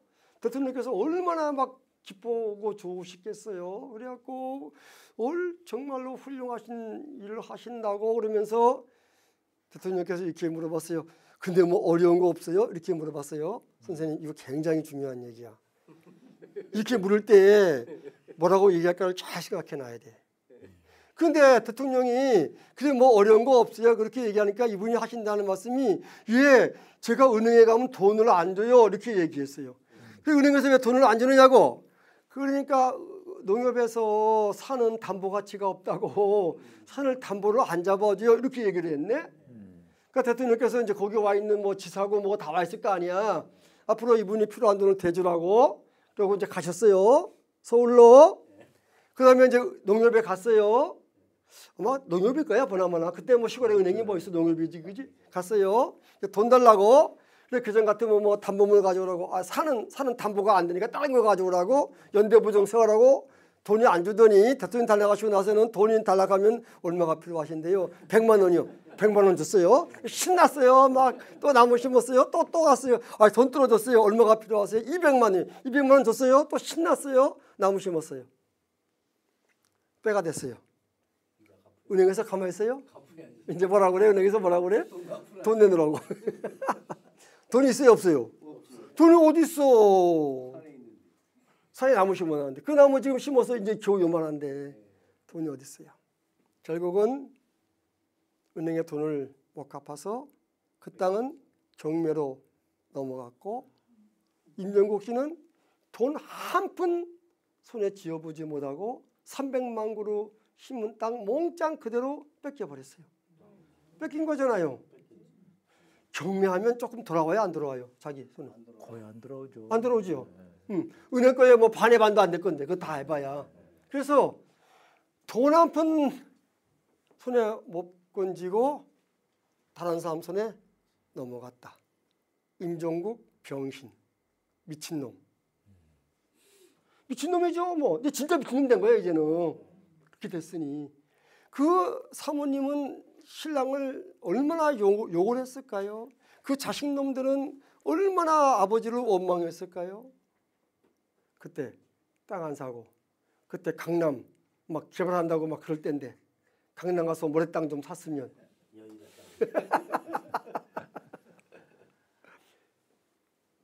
그때가 제가 국장할 때예요. 그래서 그 산을 네 사람이 공동으로 경매를 받았더라고요. 그래서 산에 가서 내가 너무너무 마음이 아파서 여기다가 이렇게 임종국 씨 공족비 하나 세워주면 안 되냐고 내가 산림과장한테 얘기했더니 경매받은 사람이 내가 샀으면 내 산이지 누가 심었느냐가 뭐가 중요하냐고 임종국 씨 임자 말도 못 꺼내게 한다는 거예요. 경매받은 사람들이. 아마 그 말 들으니까 막 너무너무 화가 치미는 거예요.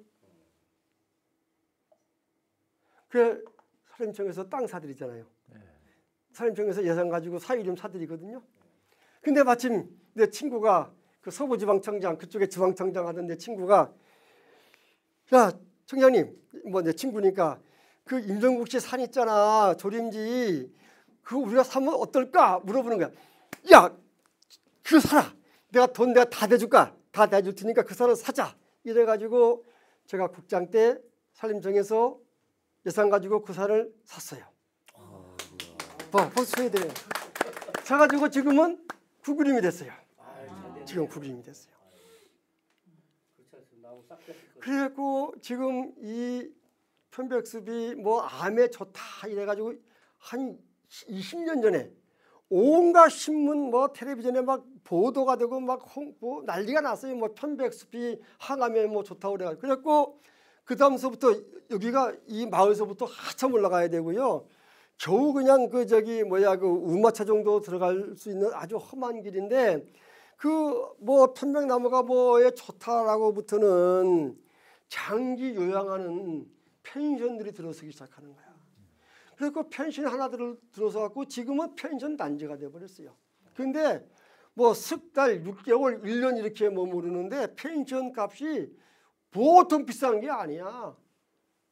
일반 사람은 거기 가서 자지도 못해. 돈 많은 사람들만 거기 가서 잘 수 있는 그러한 부자들을 위한 펜션촌이 돼버렸어요. 나무는 누가 심었는데? 임종국 씨가 심었는데. 그 사람은 어떻게 됐는데? 돈 한 푼도 못 만지고 결국 그분은 화병으로 돌아가셨어요. 그 뒤에. 그런데 나무 심은 사람은 돈 한 푼도 못 건지고 화병으로 돌아가셨는데 그 나무는 대한민국 최고의 명품 숲이 됐고 지금도 이렇게 수십 명, 수백 명이 매일같이 이 산을 올라갑니다. 지금은 여기가 이제 산림청에서 운영하는 치유의 숲이 되어 있는데 여기서 휴양한다고 치유한다고 무슨 뭐 한다고 이렇게 하루에 몇십 명, 몇백 명씩이 여기를 찾고 있거든요. 제가 산림청장이 됐잖아요. 청장이 돼가지고 내가 임용국 스님만 생각하면 너무너무 가슴이 아픈 거야.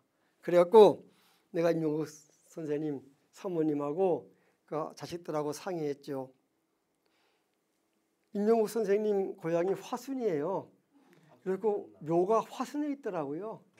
그래서 임용국 선생님 가족하고 사모님하고 상의해서 그 선생님 묘를 파묘해서 화정을 해가지고 충령산 한가운데 대통령이 헬기로 내린데 거기다 내가 수목장으로 여기다가 모셔드렸어요. 청장 때 잘하셨네. 모셔드리면서 임용국 선생님 이제 여기에서 당신 심은 나무가 어떻게 커가는 모습을 보면서 편안하게 지내십시오. 제가 청장이 돼서 수목장으로 충령산 한가운 구그림에다가 선생님을 모셨잖아요. 잘했죠? 잘했죠. 그래요. 나무를 심는 거는 이런 거예요.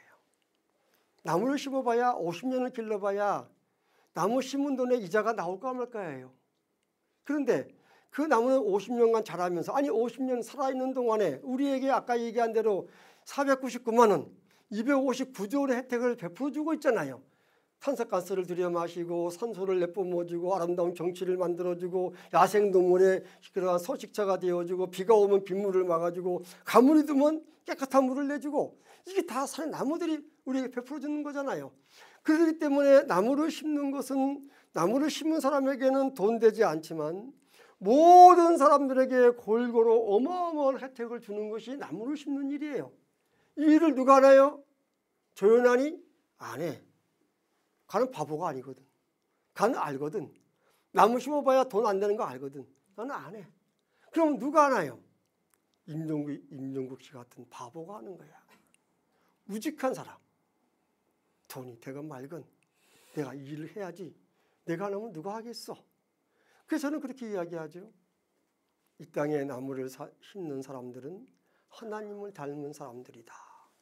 그렇잖아요. 하나님을 닮지 않고는 할 수 없는 일이에요.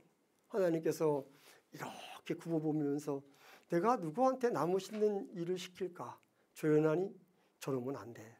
저러면 똑똑해가지고 나무 안 심어. 누구한테 맡기지? 그래. 내가 한번 하라고 맡겨놓으면 변명하지 않고 거부하지 않고 묵묵히 할 사람이 누굴까를 찾아가지고 그 사람한테 야 내가 땅에 내려가서 내가 나무 못 심으니까 네가 내 대신 나무 좀 심어주라.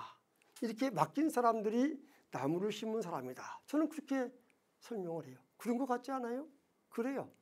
이런 바보들이 있기 때문에 대한민국이 지산 녹화에 성공한 거예요. 산림청이 정부가 심었지만 대한민국의 땅의 72%는 개인이 가진 사유림이라고요. 그 사유림 산주들이 나무를 심었기 때문에 대한민국 산은 이렇게 푸르러지고 울창한 숲이 된 거예요. 장지현호는 평생 잊을 수 없는 훌륭한 인격을 가진 사람을 만나지 못했기 때문에 소설을 썼지만 저는 이 땅에 나무를 심은 사람들을 너무나 많이 알고 있다니까요. 그분들의 이야기를 다 쓰고 싶어요.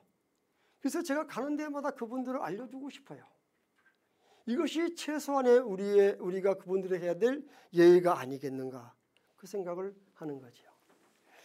제 얘기를 마무리하겠습니다. 오늘 이 피곤한 시간에 중간에 쉬다해도 쉬지도 않고 꾹 앉아가지고 정말로 산에 효도를 하라는 별 얘기를 다 들어가면서 기쁘게 즐겁게 강의를 들어주셔서 너무 고맙습니다. 산은 우리에게 어머니 같은 존재이고 산과 나무와 숲은 우리에게 밥통같이 고마운 존재입니다. 우리가 어머니에게 효를 하듯 산을 대할 때 어머니 같은 마음으로 대해야 됩니다. 내가 서대산을 가는 게 아니라 내가 어머니 품에 간다. 그래서 우리는 등산을 가는 게 아니라 산의 품으로 들어가는 거예요. 어머니를 만나러 가는 거예요.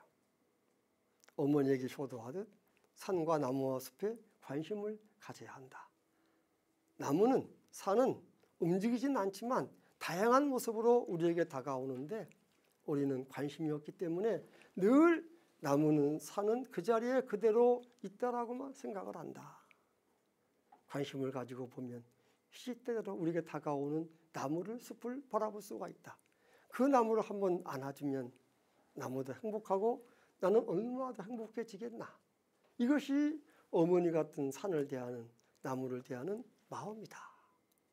효자는 목되더라도 제발 부려먹기만 자식은 되지 말자. 소나무는 만국송이 아니다. 대한민국을 대표하는 나무다. 참나무는 쓸데가 없는 잡목이 아니라 쓸데가 많은 쓰임새가 많은 두루잡 잡목이다. 아카시나무는 어머니 같은 나무다. 나무는 심어놓으면 저절로 자라지 않는다. 때가 되어 가꾸어 줘야 훌륭한 제목이 될 수 있다.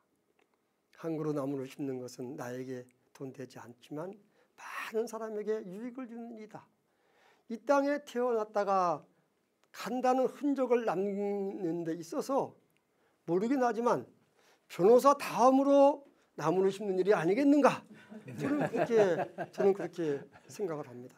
내가 이 땅에 왔다가 70년 살고 갑니다. 하나님께서 너 가서 뭐 했냐? 예, 제가 나무 10그루 심어놓고 왔습니다.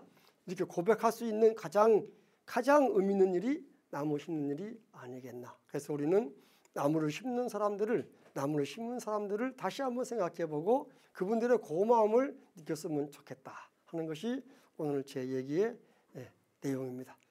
여러분 고맙습니다. 혹시 뭐 질문 있습니까? 아, 예. 아까 박정희 대통령이 해결했다고 임종국장님을 만나러 오셨다고 하셨잖아요. 예.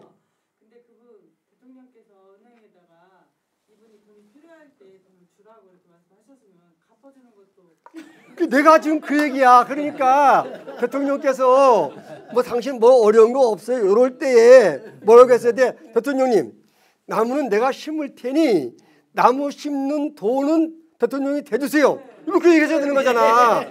그렇게 얘기해야 되는데 그렇게 얘기 안 하고 대통령님 제가 은행에 가면 돈을 안 줘요. 그러니까 대통령께서는 뭐라 그래? 은행 뭐 돈 주라 그러는 거잖아.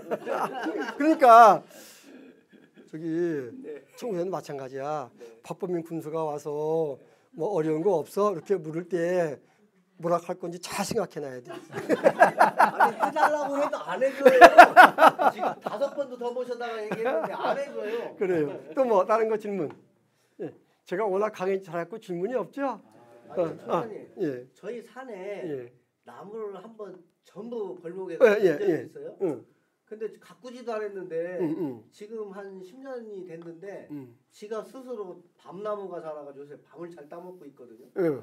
근데 어떻게 그게 밤나무가 거기서 심지도 않은데 밤나무가 그게 그렇네. 되게 나무 비워내고 가만 두면 참나무 숲이 되거든요. 네. 그게 아마 나무 비워놓고 아무것도 안 심고 그냥 두면 80% 90%는 참나무 숲이 됩니다. 왜냐하면 참나무가 우리나라 주인이거든요. 지금 이 시기에. 근데 밤나무 숲이 됐다는 거는 둘 중에 하나지 뭐. 그 주변에 밤나무가 있거나 하여튼 뭐 다람쥐 청설모가 그 밤을 갖다 거기다 숨겨놔줬거나 하여튼 곳곳에 엄청 고마운 일이네. 밤 잘 주워 먹고 있습니다. 그 밤이 산밤이 아니고 먹을 만한 밤인가 보네. 먹을만 해요. 그러면 그거는 뭐 일단은 하여튼 사람이 안 심었으면 청설모가 심어줬거나 다람쥐가 심어준 근데 거지. 제가 갖다 심은 다음은 다 죽었습니다. 아니 건드려가지고 유기수를 갖다 다 심었거든요. 벌레가 먹어가지고 관리가 안 돼. 그랬구나요. 예, 아주 고맙습니다. 하여튼 여러분 참 대단하십니다. 이 늦은 시간에 이렇게 늦게까지 이렇게 그냥 앉아 계신 게 너무 참 존경스럽고 우리 그 한성 회장님께서 정말 좋은 프로그램 만들어줘서 정말로 고맙습니다. 아이고. 여러분 감사드리고요. 저를 만나면 사는 어머니라고 기억해 주세요. 예, 고맙습니다. 예. 예, 고맙습니다. 예, 건강하시고요. 예, 고맙습니다. 예, 감사해요.